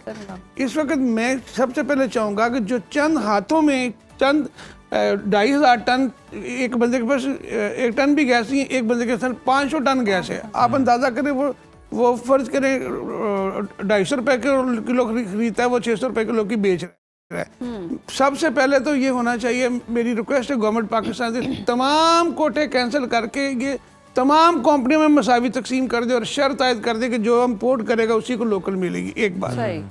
दूसरी बात यह है कि आमिर आपके तवसल से मिनिस्ट्री पेट्रोलियम में बात करें कि आपके पास SAGC के दायरा है जिसका अपना टर्मिनल है। तो उस वक्त भी मैं उस वक्त भी मौजूद था, डॉक्टर आसिम साहब मौजूद थे। ये टर्मिनल और बिड पे जा रहा था। मैंने कहा सर स्टेट ऑन कंपनी रहने दें, कल को बुरहान आएगा, कल को जंग लगेगी, कल को हम लोग मुनाफा खो रहे हैं, कल को रमज़ान आएगा, हम सार्फिन को कैसे कह देंगे। फिर डॉक्टर आसिम साहब ने इसकी जो बिड कराई तो वो SAGC को वो टर्मिनल मिला और उसके बाद वो टर्मिनल से सप्लाई भी शुरू हुई। मेरी गुजारिश है कि हुकूमत अगर इंटरवीन करे, अगर ये कार्टेलाइजेशन बन गई इसको तोड़ने के लिए अपने ही टर्मिनल को यूज़ करते हुए $30 वो बचाएं और कुछ टैक्सेस की मद में बचाएं, तो ये एक वैसा लाने की ज़रूरत है 10,000 टन की। आप देखें सबको मुंह की खानी पड़ेगी। बात ये है कि ये एक तो जो गैस 2 नंबर आती है वो नहीं आनी चाहिए। लोगों जी। को जो इतना महंगे पैसे दे रहे हैं उनको 1 नंबर गैस मिलनी चाहिए। और दूसरी बात यह कि कोटा सिस्टम कैंसिल होना चाहिए। और ये मैं ताकतवर हूँ, मैं मेरे पास 200-300-400 टन का कोटा है, मैं जब चाहूँ जो चाहूँ यानी करूँ। खोकर साहब आप कह रहे हैं कोटा सिस्टम खोटा सिस्टम है। बस जो ताकतवर बंदे हैं, मैं देखे मैं बार-लम्मा कह रहा हूँ, ऑनर कह रहा हूँ कि किसी के बंदे के पास 300 टन का कोटा है, किसी के पास 0 टन का कोटा है। बात ये कि इस वक्त 400 कंपनियां क्रॉस कर 600 प्लांट हैं। आप ये सारी जितनी लोकल गैस है, या तो गवर्नमेंट अपनी तवील में लेके बीच में मिक्स करे, पेट्रोल डीजल की तरह तकसीम करे, प्राइस एक हो जाएगी जब आपके पास गवर्नमेंट की कंपनी मौजूद है। या फिर बात यह है कि ये गवर्नमेंट ओन कंपनियां इंपोर्ट करें। ऐसे बुरहान में आमिर साहब, इरफान साहब हमें ये बताइएगा, आमिर का भी आपने बड़ा रेफरेंस दिया, तो आमिर भी ये कह रहे थे कि कुछ मुश्किल नहीं है, बार बार वही की बात कर रहे थे कि कुछ मुश्किल नहीं है। अगर मुश्किल नहीं है फिर हुकूमत कुछ इम्प्लीमेंट क्यों नहीं कर रही, या फिर कुछ को नवाजने के लिए कोई एक्शन नहीं लिया जाता, आवाम को पिसने के लिए छोड़ दिया गया और इन माफिया के रहमो करम पर छोड़ा गया। अभी उन्होंने एक छोटा सा कहा था, एक प्लांट 4-4.5 साल बंद रखा, तकरीबन 400-500 अरब रुपए का लॉस हुआ। आप अंदाजा करें, प्लांट जामशुरा जॉइंट वेंचर चल रहा था, मैंने अपने हाथों से लगाया, उसकी 525 टन प्रोडक्शन थी, उसको पीटी गवर्नमेंट में एक क्रिटिसाइज करके उसको जो रोका। अभी वो प्लांट को दोबारा से चलाया तो रन करते करते भी बड़ी मुश्किल से 75 टन। देखिए सर, बात यह है कि जब तक आप लोकल प्रोडक्शन नहीं बढ़ाएंगे, आप इंपोर्ट पे इंसार करेंगे तो आपका ज़ेर बादल भी बाहर जाएगा, सारी चीजें हैं। वैसे तो कहते हैं इंपोर्ट बिल कम करना है हमने हर जगह से। हाँ, इंपोर्ट बिल भी कम करना है और ग्रीन पाकिस्तान को भी देखना है। देखिए ग्रीन पाकिस्तान जब होगा जब आप दरख्त नहीं कटेंगे। आप देखो जब एलपीजी महंगी कर देंगे, मेरी कुव्वतें खरीद नहीं, मैं तो दरख्त काट के गुजारा करूंगा ना जी। तो इसलिए ये शर्मिंदा को आपको अगर पूरा करना है तो खुदारा एलपीजी देखिए, आपके पास या तो कंपनी मौजूद ना हो, गवर्नमेंट स्टेट कंपनी ऐसे जैसी मौजूद है, सेमी गवर्नमेंट की कंपनी इस वक्त आपके पास SNGPL मौजूद है, आप LNG ला के आप अरबों रुपए बना सकते हैं। मैं शुक्र है, मैं कहता हूँ जंग के बाद हमारे जो LNG के वैसल है नहीं है, अगर वो आते हैं तो आपके पास ये जो बिल हैं, आप बिल यकीन करें देख कर रोते कितने बिल आते। तो वो आए नहीं, 2 घंटे दवाई सुबह मिलती, 2 घंटे शाम, 2 घंटे दोपहर। उसी वक्त भी आप, मैं फिर कह रहा हूँ, मैंने 20 साल पहले कहा था बच्चे स्कूल नाश्ता करके नहीं जाएंगे, लोग मुझे गालियां देना शुरू हो गए थे। मैं अभी भी आपको कह रहा हूँ, आपका बिल आया करेगा, बगैर रीडिंग के बिल आया करेगा, गैस घूस भूल जाएं। ये तो ऐसे ही है जी। तो अभी चाहिए, देखिए एलपीजी पूरी दुनिया में एक ऑटो फ्यूल है, एक सस्ता फ्यूल है, इसके ऊपर काम किया जाए, कोई मुश्किल नहीं है। हम सायमुल से करें, कहीं से भी करें, लेकिन बात यह है कि इसके ऊपर अब मुझे पाबंदी है कुछ चीज़ें बताने की। देखिए मैं एक छोटी सी बात आपको बताता हूँ, अगर पाकिस्तान की ताकत और लोगों को बुरा ना लगे, आप हैरान हो गए हमारे पास कितने दिन का स्टॉक है। SIGC पे 6500 टन, SNGPL 6000 टन, 13000 टन का सिर्फ स्टॉक है मौजूद है। तो 8000 टन की सेल चलेगी, 2 दिन का स्टॉक नहीं मेरे पास, 2 दिन का स्टॉक भी नहीं है, 2-3 दिन का स्टॉक ही नहीं है। बात यह है कि खजाना खासा जिस तरह अब जंग लगी है, ये तो प्राइवेट सेक्टर के लोगों ने पहले से चीज़ों को बेहतर किया हुआ था। बेशक अवाम लुट गई, अवाम को डाका डाला, लेकिन हमने LPG पूरी की। लेकिन मेरी स्टेट ऑन कंपनी से गुजारिश है, खुदारा या ये नोटिफिकेशन निकालना बंद कर दें या इन इदारों को बंद कर दें। बात यह है कि ये अब बात गरीब की पहुंच से दूर हो चुकी है। अब हम कहते थे LPG गरीब गैस है, कहाँ गरीब गैस है मुझे ये बताएं। ये 600 रुपए किलो के लोग लाहौर में हमें नजर आता है कि लोग रात गए दरख्त तोड़े होते हैं और वहां से वो गरीब लोग जो हैं वो टहनियां तोड़ के ले जा रहे थे कि चूल्हा जला सके। हम क्या करते हैं कि हम ग्रीन पाकिस्तान के अरबों रुपए दे रहे हैं, और भाई फिर बंदा मर जाता, 5-6 लाख का चेक लेके पहुंच जाता। और यार तुम लोग शीट सस्ती कर दो, यार मेरी सिलेंडर बंद मरना बंद हो जाए, आप LPG को इतना सस्ता कर दो कि दरख्त ना कटे। ये अरबों रुपए आप ग्रीन पाकिस्तान पे लगा रहे हो, हमारे पे। मैं बार-बार कहता हूँ कि ये सिर्फ LPG सेक्टर को सीधा कर दें, खुदा की कसम इस मुल्क के आधे कर दें, हम उतार सकते हैं। अच्छा, ये जो अंडर द टेबल लोगों के जेब में पैसा जा रहा है, हम एक चीज इनको बता, लिख के बताइए सर ये कैसे हो रहा है। तो खुदारा देखें, आप अंदाजा करें कि ओगरा का नोटिफिकेशन निकलता है, उससे 300 रुपए ऊपर गैस बिक रही है। आर्टिकल 29 के तहत इख्तियार डिप्टी कमिश्नर असिस्टेंट कमिश्नर के पास है, प्लांट लगाने के NOC वही देते हैं, दुकानदार की कीमत कंट्रोल भी उन्होंने करनी है। बात ये आपने कभी सुना किसी ताकतवर के खिलाफ कभी कोई कार्रवाई हुई? कोई कार्रवाई इतने दुकानदार पकड़े गए, इतने जेल चले गए, इतनी दुकानें सील कर दी।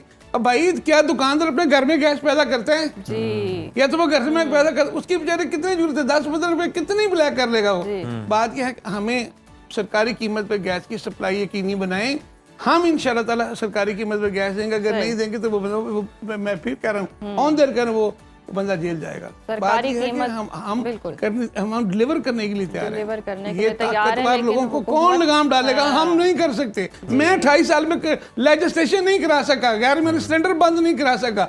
मैं वकार मेहदी साहब की मेहरबानी, उन्होंने दोबारा से शुरू किया हुआ है। एक सेनेटर साहब अल्लाह ताला उनको जन्नत में जगह दे, राना मकबूल साहब फौत हो गए। हम नहीं कर हम आप देखें जब अपनी जरूरत होती है मिनटों में लेजिस्लेशन हो जाती है। बिल्कुल मिनटों में। बिल्कुल कानून साजी नहीं की जा रही है क्योंकि अवामी मसला है और बिल्कुल बहुत गंभीर मसला हो चुका है। बहुत शुक्रिया इरफान खोखर साहब आपने, और बिल्कुल दुहाई भी दी है कि जनाब खुदारा इस मामले पर लेजिस्लेशन करें, कानून साजी भी करें और जनाब आवाम को सस्ती LPG की फराहमी के लिए इकदाम भी फौरी तौर पर उठाए जाए। बाहर है, अगर सरकारी एक रेट है तो फिर उस पर इम्प्लीमेंटेशन क्यों नहीं करवाई जाती? आपने अच्छा, ये तो जख्मों पर नमक छिड़कने वाली बात है माम कि आप घर से ये जान के निकलें कि रेट जो है 309 है और आगे जाए तो आपको पता चले 600 प्लस रुपए देना है। और फिर ये है कि घरों में गैस आती नहीं है। ये भी गेम अलग है कि एक तरफ से लोड शेडिंग कर दें, गैस की लोड शेडिंग कर दें, बिजली की लोड शेडिंग कर दें, अब आप बाहर निकले कोई सहूलत निकाले, वो सस्ती सहूलत निकाले तो फिर आप उस पर डाका डालेंगे। तो वही वाली बात है जो मैं हमेशा करती हूँ कि जिधर आवाम को सहूलत मिलने लगती है हुकूमत वहां पहुंच जाती है कि अगर आप सहूलत ले रहे हैं ना तो हम वहां डाका डालेंगे, हम वहां से कमीशन निकालेंगे, पैसे निकालेंगे। खुदारा अवाम को रिलीफ आने दे। हर कोई दुहाई दे रहा है, इससे पहले कि लोग सड़कों पर निकल आए, वही कह रहे थे, आमिर कह रहे थे एहतजाज नहीं करे। अवाम एहतजाज शुरू कर देंगे तो भी कोई मसला नहीं होगा। एहतजाजों से भी लोग तंग आ चुके हैं। तो खुदारा इस पर कोई पॉलिसी बनाए। अभी वक्त हुआ ब्रेक का, देखते रहिए सुनो पाकिस्तान। नाज़रीन, अब वो वक्त आ चुका है कि ख़वातीन का सबसे बेहतरीन सेगमेंट जो है डिस्कस कर लिया जाए। और फेवरेट सेगमेंट ख़वातीन का क्या, अब तो मर्द भी बहुत ज़्यादा ड्रामाज देखते हैं, पाकिस्तानी ड्रामाज छाए हुए हैं। और कौन सा ड्रामा जी सुपर हिट जा रहा है, किन फनकारों की ऑन स्क्रीन जो केमिस्ट्री है उसको बहुत ज़्यादा पसंद किया जा रहा है, इस पर बात करते हैं। और पाकिस्तान की ड्रामा इंडस्ट्री इस वक्त सालाना अरबों रुपए के बिजनेस के साथ साथ अरबों व्यूज़ की भी बड़ी मार्केट है। और यूट्यूब पर ट्रेंडिंग लिस्ट देखें तो जंजीरें और डॉक्टर बहू जैसे ड्रामे टॉप पर नज़र आते हैं। और जंजीरें जो है उसका OST तो मकबूलियत के नए रिकॉर्ड बना रहा है। बिल्कुल माहम और सज्जल अली और अमीर गिलानी, शुजा और कुबरा की जोड़ी को भी हम देख रहे हैं कि बहुत ज़्यादा पसंद किया जा रहा है। और आने वाले प्रोजेक्ट्स के बारे में बात करें तो मिट्टी दे बावे और नेटफ्लिक्स पर जो बचे हैं संग समेट लो, इससे जनाब हमारी इंडस्ट्री को आलमी सतह पर एक बड़ा ब्रेक थ्रू मिलने की उम्मीद पैदा हुई है। इस बदलती सूरत हाल और नई ऑन स्क्रीन जोड़ियों की केमिस्ट्री और डिजिटल स्ट्रीमिंग जैसे नेटफ्लिक्स पर आने वाले प्रोजेक्ट्स पर बात कर लेते हैं। हमने इनवाइट किया है, हमारे साथ मौजूद हैं पाकिस्तान के मायनाज फिल्म और ड्रामा क्रिटिक हारून शुएब साहब। हारून, वेलकम टू सुनो पाकिस्तान। ड्रामा जंजीरें जो है इस वक्त रेटिंग और यूट्यूब व्यूज़ में अगर देखा जाए तो दोनों में नंबर 1 पोजीशन संभाले हुए है, यहाँ तक कि इसका OST भी टॉप ट्रेंड कर रहा है। एक क्रिटिक की हैसियत से आपको इस ड्रामे में ऐसा क्या मुनफरिद नजर आया जो दीगर रिवायती ड्रामास में नहीं है, स्टोरीज पे नहीं है? देखिए, असल में उज़ैर होता यह है कि जब आप एक ड्रामा बनाते हैं तो उसमें मुख्तलिफ टीम मेंबर्स जो होते हैं वो अपना किरदार अदा कर रहे होते हैं। आई थिंक उसमें सबसे अहम किरदार जो कैप्टन ऑफ द शिप होता है, ऑफ कोर्स द डायरेक्टर, उसका होता है। वो एक यूनिवर्स क्रिएट करता है, एक ऐसी दुनिया बनाता है जहाँ वो सारे किरदार जो हैं वो एग्जिस्ट कर रहे होते हैं और उसके अंदर जो है वो कहानी अनफोल्ड करती है। मेरे ख्याल में ड्रामे की कामयाबी तभी होती है जब उसकी लाइटिंग, उसकी फ्रेमिंग, उसके किरदारों की आपस की केमिस्ट्री, उसके सीन्स की ब्लॉकिंग और टेकिंग, वो जो है वो एक खास टेस्ट लिए हुए होती है, खास एक्सप्रेशन लिए हुए होती है। और जंजीरें में हमें यही देखने को मिल रहा है। शहजाद कश्मीरी साहब इसके डायरेक्टर हैं और क्या खूबसूरत टेकिंग है इस ड्रामे की, कितनी खूबसूरती से उसको फिल्माया गया है। इससे पहले हम देख चुके हैं कि जिस ड्रामे में इस तरह की टेकिंग ली जाती है या इस तरह की एक यूनिवर्स पहले से डिजाइन कर दी जाती है, वो ड्रामे जरूर मकबूल होते हैं। और उसकी मिसालें हैं खई, अगर आपको याद हो, संगे माँ, संगे मरमर, ये वो ड्रामे हैं जो कि कल्चरल कॉन्टेक्स्ट के अंदर बने हुए ड्रामे हैं जहाँ पर आपको कल्चर की भी झलक नजर आती है, खूबसूरत लोकेशंस नजर आती हैं और घर खूबसूरत होते हैं, कॉस्ट्यूम्स के ऊपर तवज्जो दी जाती है। तो ये जब चीजें होती हैं ना तो कहानी खुद ब खुद जुड़ जाती है और जो देखने वाले व्यूअर्स हैं वो भी उन किरदारों के साथ रिलेट करते हैं। और जंजीरें की कामयाबी में भी यही एक अहम फैक्टर है, मुझे लगता है। जी बिल्कुल ऐसे ही है। अच्छा, हम देख रहे हैं कि एक तरफ डॉक्टर बहू जैसा रिवायती नाम पॉपुलर हो रहा है और दूसरी तरफ बस तेरा साथ हो जैसे रोमानवी ड्रामे पाकिस्तानी नाजरीन का अब हम देखें तो वॉच टाइम जो है अब डिजिटल पर शिफ्ट हो चुका है। तो ड्रामा इंडस्ट्री में नए ट्रेंड्स क्या बनते देखते हैं आप? देखिए, ड्रामा जो है वो पाकिस्तान का ड्रामा पूरी दुनिया में देखा जा रहा है। मिडल ईस्ट में ऑफ कोर्स हमारे अक्रॉस द बॉर्डर भी बहुत ज्यादा शौक से देखा जाता है। वीपीएन लगाकर भी लोगों ने हमारा ड्रामा जो है वो मिस नहीं करना होता। जी जी। तो पाकिस्तानी ड्रामे की मकबूलियत के ऊपर जो है वो कोई बहस हो ही नहीं सकती।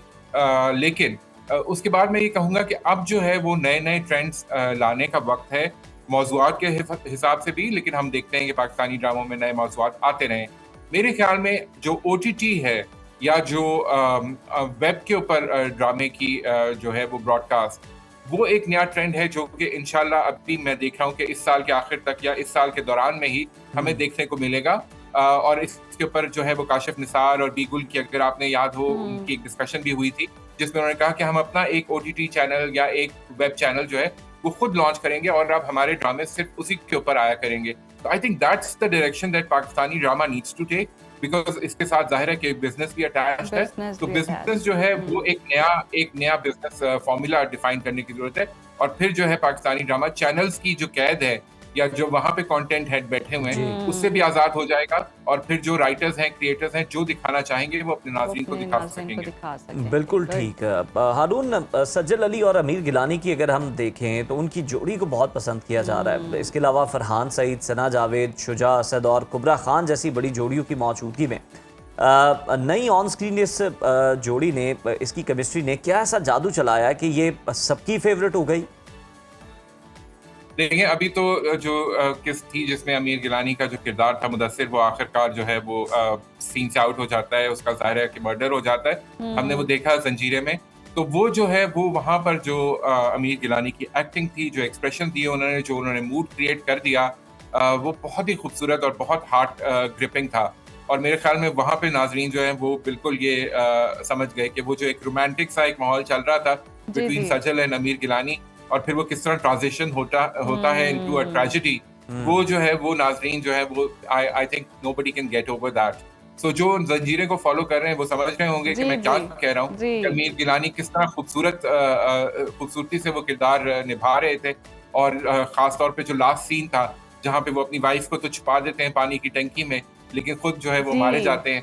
वो जो एक्टिंग कर गए हैं वो वहाँ पे, और अमीर गिलानी काफी अरसे से आ रहे हैं, लेकिन जो इस ड्रामे में उन्होंने किरदार अदा किया है और जिस खूबसूरती से किया है, और शुरू से लेकर अगर हम देखें तो एक बड़ा लवेबल कैरेक्टर था जिसके साथ व्यूअर्स बहुत अच्छी तरह जुड़े हुए थे।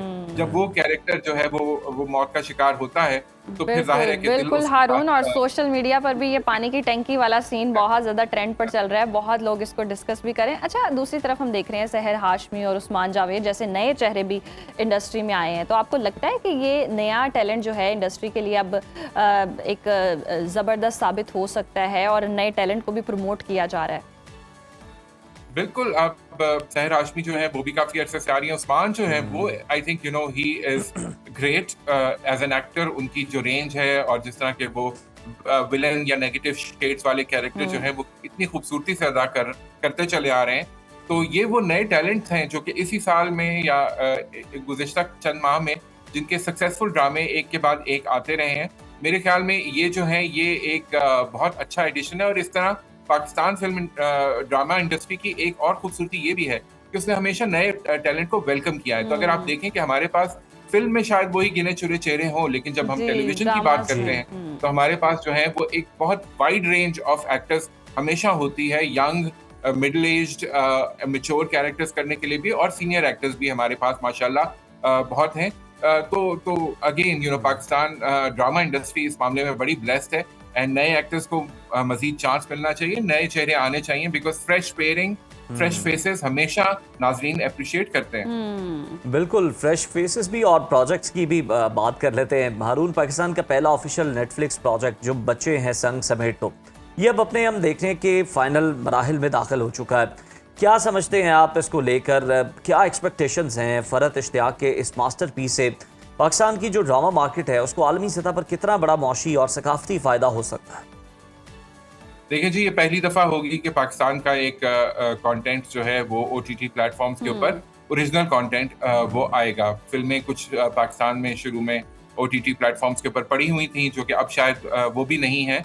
लेकिन ये जो है ये ड्रामा उम्मीद है कि इसी साल में जो है वो OTT के ऊपर लॉन्च हो जाएगा। और इसकी इतनी बड़ी कास्ट है, मायरा खान आपको देखने को मिलेंगी, हानिया आमिर, या फिर हारून ये भी कह सकते हैं कि यही बचे कुचे थे तो इन्होंने कास्ट कर लिए। जितने थे सब हैं इसके अंदर जी।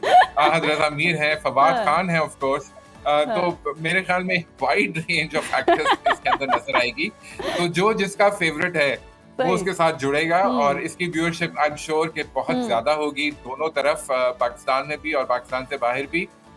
सो we are really looking forward to it. डर था कि शायद ये जो जियोपॉलिटिकल टेंशंस हैं और मुख्तलिफ सियासत के नजर ना हो जाए, लेकिन ये है कि हाँ, अच्छा है कि इस साल आने की मुकम्मल उम्मीद है। और मिट्टी दे बावे के हवाले से आपकी क्या रिमार्क्स हैं, क्या रेटिंग्स हैं? हाँ, I am really looking forward to. एक छोटी सी झलकी हमने देखी है कि इश्तिहार में माहिरा खान की और वहाज की केमिस्ट्री। सो वहाज मुझे बहुत पसंद है as an actor. I think उनका बड़े कुछ गैप सा आ गया है, लेकिन मिट्टी के बावे देखने के लिए आई am really excited because Mahira होंगी और वहाज होंगे और ऑन स्क्रीन उनकी केमिस्ट्री क्या जो है वो आग लगाती है। I am really looking forward to that. तो मजा आने वाला है। मिट्टी दे बावे नाम भी बड़ा इंटरेस्टिंग है, कहानी मैंने तो मेरे जहन में है कि क्या उसकी जो है ओवरऑल प्लॉट साइज क्या होगा। लेकिन यह है कि माहिरा और वहाज को देखने की और उनकी एक्टिंग, दोनों बहुत अच्छे एक्टर्स हैं, दोनों बड़े पावरफुल एक्टर्स हैं। तो उन दोनों को जब साथ देखेंगे तो I am really excited about this project and I am really looking forward to.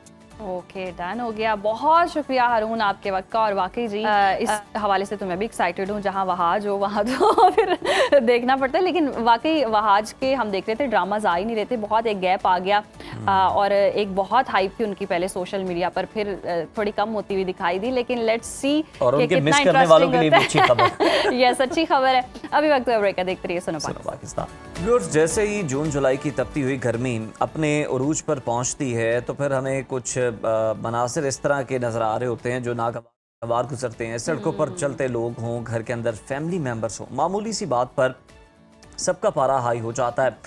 बात जो है फिर चिड़चिड़ेपन तक जा पहुंचती है और ये मामूल बन जाता है। साइंस और नफ्सियात इसे महज इत्तेफाक नहीं मानती, बल्कि इसे टेम्परेचर एग्रेशन थ्योरी का नाम दिया गया है। इसके मुताबिक जब बैरूनी दर्जा हरारत हद से बढ़ता है तो कुव्वत बर्दाश्त जवाब देने लगती है और फिर जो नतीजा निकलता है वो जनाब गुस्से की शक्ल में सामने आता है। बिल्कुल ऐसा ही। तभी हमें गर्मी के मौसम में ऐसे मनाजिर ख़ास तौर पर देखने को मिलते हैं। एक तो शदीद गर्मी, ऊपर से फिर दीगर परेशानियां जो हैं वो होती हैं। तो गर्मी जो है वो जलती पर तेल का काम करती है और हम आम दिनों में जिन बातों को हंसकर टाल देते हैं, गर्मियों में नाकाबिले बर्दाश्त सी लग रही होती हैं। और अक्सर हमें कहते हैं बहुत गर्मी है, तंग ना करो, मुसीबत में इंसान होता है। तो इस पर हमारी नफ्सियात कैसे रिएक्ट करी होती है, हम कैसे रिएक्ट कर रहे होते हैं। माहिर नफ्सियात डॉक्टर काशिफ फराज साहब हमारे साथ मौजूद हैं, उनसे ही जान लेते हैं कि आखिर तपते मौसम में दिमाग को कैसे ठंडा रखा जा सकता है। बहुत शुक्रिया आपके वक्त का। वेलकम टू सुनो पाकिस्तान। डिस्कशन तो आपने सुन ही ली है। जैसे ही तपता मौसम आता है इंसान भी तपना शुरू कर देते हैं। तो ये दिमाग को इस तपते मौसम में कैसे ठंडा रखा जा सकता है? पहली बात तो ये कि सदियों से ये ख्याल गालिब है कि मौसम का इंसानी जज्बात के साथ, इंसानी टेम्परामेंट के साथ और इंसानी फ़िक्र के साथ बहुत गहरा ताल्लुक है। और ये बड़ी हद तक बात ठीक भी है। आप अपने कल्चर में मुहावरे देख लें ना, कैसे कैसे आपको सुनने को मिलते हैं। मसलन आप सुनते होंगे कि गर्मी खाना, तप चढ़ना, पारा हाई होना, मिजाज में गर्मी होना, पारा चढ़ जाना, खून में गर्मी होना। अब ये सारे मुहावरे कल्चर में ऐसे नहीं आ जाते, उसके पीछे एक पूरा पस मंज़र होता है, तभी तो वो आते हैं। जो इब्तदाई तहकीकात हैं वो तो 4000 साल कबल मसीह में शुरू हुई थी, बुकरात ने की थी। उसने सीजनल इफेक्ट के ऊपर बड़ा लिखा, पूरी किताब है उसकी। अच्छा, पोस्टोसाइडेंट्स ने जो 2000 साल कबल बड़ी खूबसूरत उसने एक जुमला बोला और आज तक उसे हम तब्दील नहीं कर सके। उसने कहा कि सर्दियों में जो है वो मेलनखली यानी कि आपको डिप्रेशन या परेशानी या इज़्मिहलाल, और गर्मियों में मेनिया यानी जुनून आपके ऊपर तारी हो जाता है। इसी को आज की नफ्सियात में जब इन्होंने स्टडी करना शुरू किया तो 19वीं सदी के आखिरी जो साल थे उसमें इसको स्टडी किया, जब शवाहद इकट्ठे हुए एविडेंस बेस्ड, तो वहाँ पता चला कि ज़्यादा जराइम कत्लो गारत और मार धाड़ का बहुत बड़ा तल्लक है गर्मी के साथ जी। और चोरी चुकारी का बहुत बड़ा तल्लक है सर्दी के साथ। यानी दो मौसमों में अलग अलग जराइम हो रहे होते हैं। अगर आप 1988 देखें, एक बहुत ही कमाल का साल है अमेरिका की हिस्ट्री में और ख़ास तौर पर इस मौजू के हवाले से। 1988 में पिछले 100 साल का रिकॉर्ड अमेरिका में टूट गया गर्मी का। अच्छा, सिर्फ गर्मी का रिकॉर्ड नहीं टूटा, रेप, कत्लो गारत, मारधार और लड़ाई के भी पिछले 100 साल के रिकॉर्ड टूट गए। और माहिरीन नफ्सियात ने उसको मिलाकर देखा मौसम के साथ कि क्योंकि मौसम में तब्दीली बहुत ज़्यादा आई, सो दैट उनके रवैयों में, लोगों के रवैयों के अंदर बहुत ज़्यादा तब्दीली आई। अगर आप उनका रिकॉर्ड देखें तो उन्होंने कहा कि एक साल में 15,60,000 जराइम हुए। ये अमेरिका की तारीख में 1988 वाला साल हाईएस्ट जराइम है। फिर अगर आप बरतानिया में देखें, उन्होंने 10 साल की तहकीक की, बल्कि 8-9 साल की बनती है, 10 से 18। इसमें हुआ यह था कि 10 डिग्री की जगह 20 डिग्री दर्जा हरारत बढ़ गया। उससे 14% जराइम में इजाफा हो गया। बल्कि मैक्सिको में गया तो वहाँ एक बड़ी ज़बरदस्त टर्म इस्तेमाल करते हैं, तशद्दुद का चस्का, लस्ट फॉर दी वायलेंस कहते हैं मैक्सिको। मैंने कहा जी व्हाट इज दिस? उन्होंने कहा जी एक साल यहाँ पर इतना टेम्परेचर बढ़ा कि लोगों को चस्के से, यानी लस्ट पैदा हुई मारने की, वो मजे में लेने के लिए सिर्फ तशद्दुद करना शुरू हो गए। तो इससे आप अंदाजा लगाइए कि कितने ज्यादा असरात होते हैं मौसमों के, एग्रेशन के। साइंसदानों ने 200 साल का डाटा इकट्ठा किया, 1791 से लेकर 1980 तक का। इन 200 साल में जितनी जंगें हुई, शोरशें हुई, लड़ाइयाँ हुई, झगड़े हुए, इनके डाटे ने उनको बताया कि इब्तदाई तौर पर तशद्दुद नहीं था, लेकिन जो ही मौसम तब्दील हुआ, यानी गर्मी आई, तो उन्हीं मूवमेंट्स में, उन्हीं लड़ाइयों में तशद्दुद का अंसर आना शुरू हो गया। इवन के सियासी मूवमेंट्स को भी उन्होंने इसके अंदर शामिल किया था। सही। 12 ममालिक में 13 लाख खुदकुशियों को देखा गया। बहुत बड़ी तादाद है, 13 लाख खुदकुशियां 12 मुल्कों में। देखा यह गया कि ज्यादा दर्जा हरारत में खुदकुशी करने वालों का बढ़ जाता है रुझान खुदकुशी की तरफ। तो सुसाइडल टेंडेंसी, यहाँ हमारे यहाँ भी हमने रिसर्च की, जहाँ पर मैं जाता हूँ मेंटल हॉस्पिटल, जिसको हम कहते हैं आम ज़बान में government hospital for psychiatric diseases, jail road के ऊपर जो है, वहाँ पर हमने देखा कि जो ही सीज़न तब्दील होता है तो वहाँ जो डिप्रेशन के, एंग्जाइटी के, शिज़ोफ्रेनिया के पेशेंट्स हैं, उनके अंदर भी ये तब्दीली आती, बल्कि वो ना सिर्फ खुदकुशी बल्कि दूसरों के ऊपर चेयर के साथ या जो भी टेबल उनके हाथ में वो हमला करके मारने की कोशिश करते हैं। अल्लाह ने तो मौसमों के बदलने को निशानियां कहा था, हम निशानियों की जगह उसको हमने अपनी बीमारियों के तौर पर इस्तेमाल करना शुरू कर दिया। अगर आप देखें कि वर्ल्ड के अंदर मौसमों की वजह से तब्दीली इतनी बड़ी हो गई कि क्लाइमेट चेंज जो है ये इस वक्त दुनिया का सबसे ख़तरनाक मौजू है। यानी इस वक्त वर्ल्ड को किसी और बात की उतनी परेशानी नहीं, शायद कि जो पुरतशद्दुद वाक़यात होते हैं या जैसे कि हम कहते हैं टेररिज्म की एक्टिविटीज़ होती हैं, शायद उसकी भी उतनी परेशानी नहीं जितनी। किसकी वजह क्या है कि उतने लोग तशद्दुद में या उतने लोग बम धमाकों में नहीं मरते जितने लोग क्लाइमेट चेंज की वजह से दुनिया से चले जाते हैं। उसमें कुछ तो क्लैमिटीज होती है नेशनल, लेकिन कुछ होते हैं इसमें मजाज और मूड की वजह से अपने आप को बीमार करना शुरू कर देते हैं। इसको सीजनल इफेक्टिव डिसऑर्डर कहा। एक मतलब कह लें कि साइकोलॉजिकल डिसऑर्डर है। इसको DSM-4 DSM-5 तक कहते रहे। आजकल इसको हम कहते हैं सीजनल इफेक्ट, यानी अब डिसऑर्डर की जगह उसको डिप्रेशन के साथ मिला दिया। ये जो मेजर डिप्रेशन है ये बड़ी शदीद जहनी मर्ज है। तो इसका मतलब है कि अगर मौसमों की वजह से डिप्रेशन में इजाफा हो रहा है तो इट मीन्स कि इसका बहुत गहरा तल्लक है मिजाज के साथ, टेम्परामेंट के साथ, सोच के साथ। उसकी वजह क्या है? 2 हार्मोन्स जी, मेलाटोनिन एंड सेरोटोनिन। जो मेलाटोनिन हार्मोन है वो रात को नींद से, और ये मैं आपकी वसातत से रिक्वेस्ट करना चाहता हूँ, इतने पेशेंट्स आते हैं आप हैरान होंगे उनको प्रॉब्लम क्या है, रात को सोते नहीं हैं, अंधेरे में नहीं सोते, दिन में सोते हैं। ये जो हमारे यहाँ एक पैराडाइम शिफ्ट आई सोसाइटी में कि पूरी पूरी रात जागना है, पूरा पूरा दिन सोना है। मैं उनसे कहना चाहता हूँ आपकी नींद पूरी नहीं होती, मेलाटोनिन की तय नहीं आती। फिर उन लोगों को मैंने मेलाटोनिन के वो सिरप पीते, मेलाटोनिन का वो पाउडर पीते देखा है। हाँ जी, लिखवा रहे होते हैं हमसे, डॉक्टर साहब लिख दें भाई आप रात को नींद लें 4 घंटे, 6 घंटे, 8 घंटे, जितनी आप अंधेरे में ले सकते हैं। तो मेलाटोनिन के अंदर जब इम्बैलेंस होता है, सेरोटोनिन के अंदर जब इम्बैलेंस होता है, तो ये प्रॉब्लम पैदा होती है। इसी तरह से कैबन फीवर, एक आपको नई टर्म देता हूँ, कैबन फीवर क्या होता है? गर्मियों में आप कमरे में बंद हो गए, एसी यार बाहर जाने को दिल नहीं, बड़ी गर्मी है यार, नहीं कहता। जब चंद दिन आप रह लेंगे तो इसे कैबन फीवर कहा जाता है। अब कैबन फीवर की वजह से भी आपको गुस्सा आता है, आपके जज्बात डिस्टर्ब होते हैं, आपको अच्छा। मैं आपको आम मिसाल देता हूँ, गर्मियों में आप अभी 2 दिन पहले तो बहुत गर्मी थी, आपको पता है। आज मौसम लाहौर में तो अच्छा है, अल्लाह करे बाकी मुल्क में भी अच्छा हो, अंदर का भी और बाहर का भी। तो बाहर आप जाएं, जरा सा कोई हारन दे, आपको गुस्सा आना शुरू हो जाता है। वो पता नहीं सही हारन ही दे रहा हो बेशक, लेकिन आपको पता नहीं। उसकी वजह यह है, वही सीजनल इफेक्ट होता है आपके ऊपर। आपकी बॉडी का टेम्परेचर बढ़ता है, उसके टेम्परेचर बढ़ने से सेरोटोनिन मुतासर होता है, मेलाटोनिन मुतासर होता है, टेस्टोस्टेरोन मुतासर होता है, तो उसकी वजह से फिर अल्टीमेटली जो है तशद्दुद। काशिफ साहब, हमें ये बताएं कि ये जो टेम्परेचर रेगुलेशन थ्योरी है, ये असल में क्या है? और पहले भी आपने बड़ी डिटेल में चीज़ें बताई हैं। ये थ्योरी क्वाइन किसने की थी और क्या फाइंडिंग्स क्या थी? एक्चुअली बहुत सारी यूनिवर्सिटियों ने मिलकर इसके ऊपर काम किया था।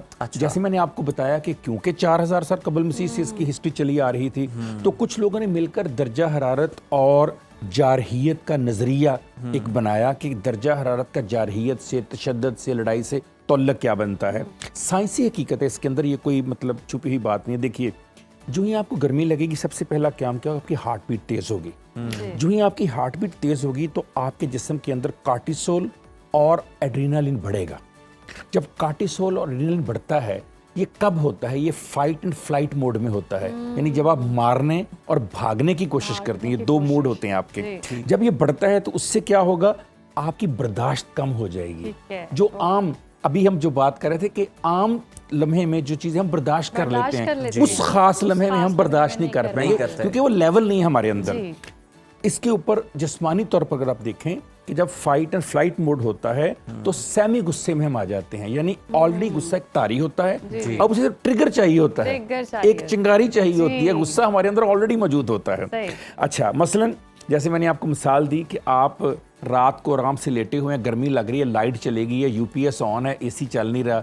अब कोई अपने घर आके भी बाहर हारन दे या घंटी दे ना, आपको आवाज यार कौन आ गया इस टाइम? डॉक्टर साहब, दरवाजे की चिड़चिड़ से गुस्सा आना शुरू हो जाता है, बच्चों की आवाज से। जिन्हें इतना गुस्सा आता है, इनके अंदर क्या खुश्की मौजूद होती है? क्या इनका मसला है कि ये फौरन ट्रिगर हो जाती है, बात पे गुस्सा आ रहा होता है? तो हार्वर्ड यूनिवर्सिटी ने एक बड़ी जबरदस्त रिसर्च की, एक्स ट्विटर जिसको हम कहते हैं, एक्स के ऊपर। उन्होंने कहा कि जब यूरोप और अमेरिका में दर्जा हरारत 35 डिग्री से ऊपर गया तो गाली गलोच और एब्यूसिव लैंग्वेज में एक्स में 20% इजाफा हो गया।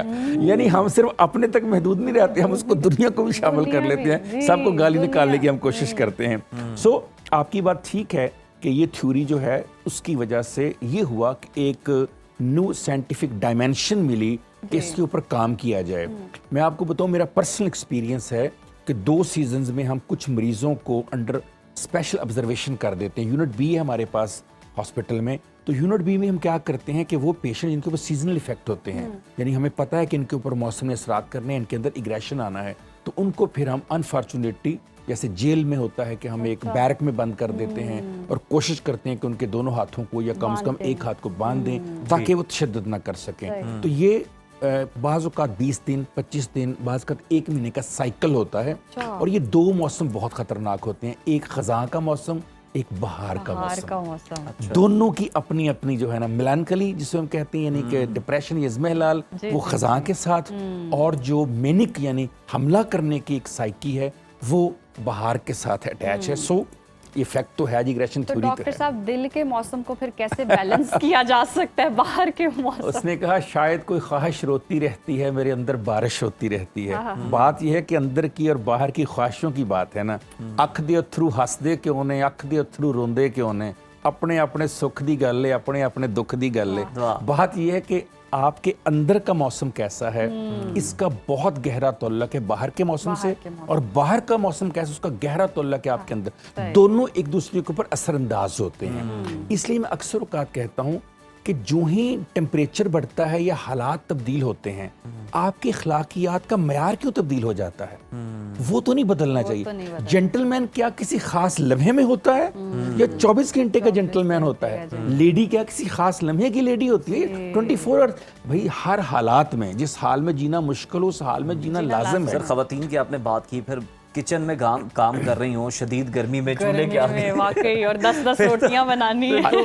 अच्छा बच्चा भी जो है ना वो भी उन्हें चुभ रहा होता है। अच्छा नहीं, बच्चा नहीं, मैं कहता हूँ ऐसे में हस्बैंड्स के लिए मेरी तरफ से एक वार्निंग है कि वो महफूज रहा करें, क्योंकि खास तौर पे मैंने तो कहा हस्बैंड की तो खैर है ही, बच्चे भी महफूज नहीं पानी का हैं। गिलास ना मांगे, कोई भी महफूज नहीं है उनसे, बल्कि वो मार्गरेट थैचर ने अपनी किताब में लिखा कि जब मैं रात को वापस आती, आपको पता है बरतानिया में सबसे मजबूत वजीर आजम रही हैं, वो कहती जब मैं आकर बर्तन धो रही होती थी मुझे शदीद गुस्सा आ रहा होता था कि सारा दिन की वजीर आजम रात भर, उस वक्त ना मैं अपने हस्बैंड को देखती थी ना बच्चों को, बल्कि मेरे साथ मिनिस्टर भी आता था मैं उसको भी खाने को पड़ती थी। तो देखिए असरात तो होते हैं, इसलिए मैं हमेशा एक बात कहता हूँ कि जब भी आपने कोई जज्बाती बात करनी है, कोई मुश्किल बात करनी है, आपने कोई फैसला साजी करनी है, तो प्लीज देख लें जरा बाहर और अंदर का टेम्परेचर। अब हमने अक्सर देखा कि बाहर गर्मी से मर्द आया और आते ही औरत ने कोई गर्म बात ऐसी कह दी, मिजाज के खिलाफ काम कह दिया, मतलब ये ले आओ वो वापस फिर वापस जब उस अच्छा खातून को मे भी ना पता हो कि बाहर क्या हालात है। इसी तरह से जैसे आपने फरमाया कि खातून किचन में खड़ी है और उसका टेम्परेचर 10 डिग्री ज्यादा होता है आम घर से,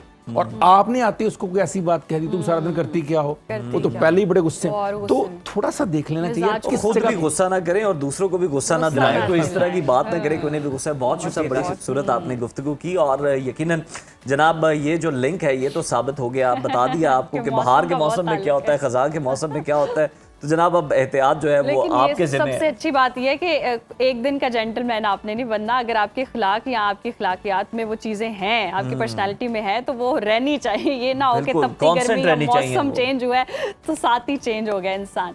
तो ये इस पैगाम के साथ हम अपने प्रोग्राम से इजाज़त चाहते हैं, कल फिर मुलाकात होगी। अल्लाह हाफ़िज़। अल्लाह हाफ़िज़।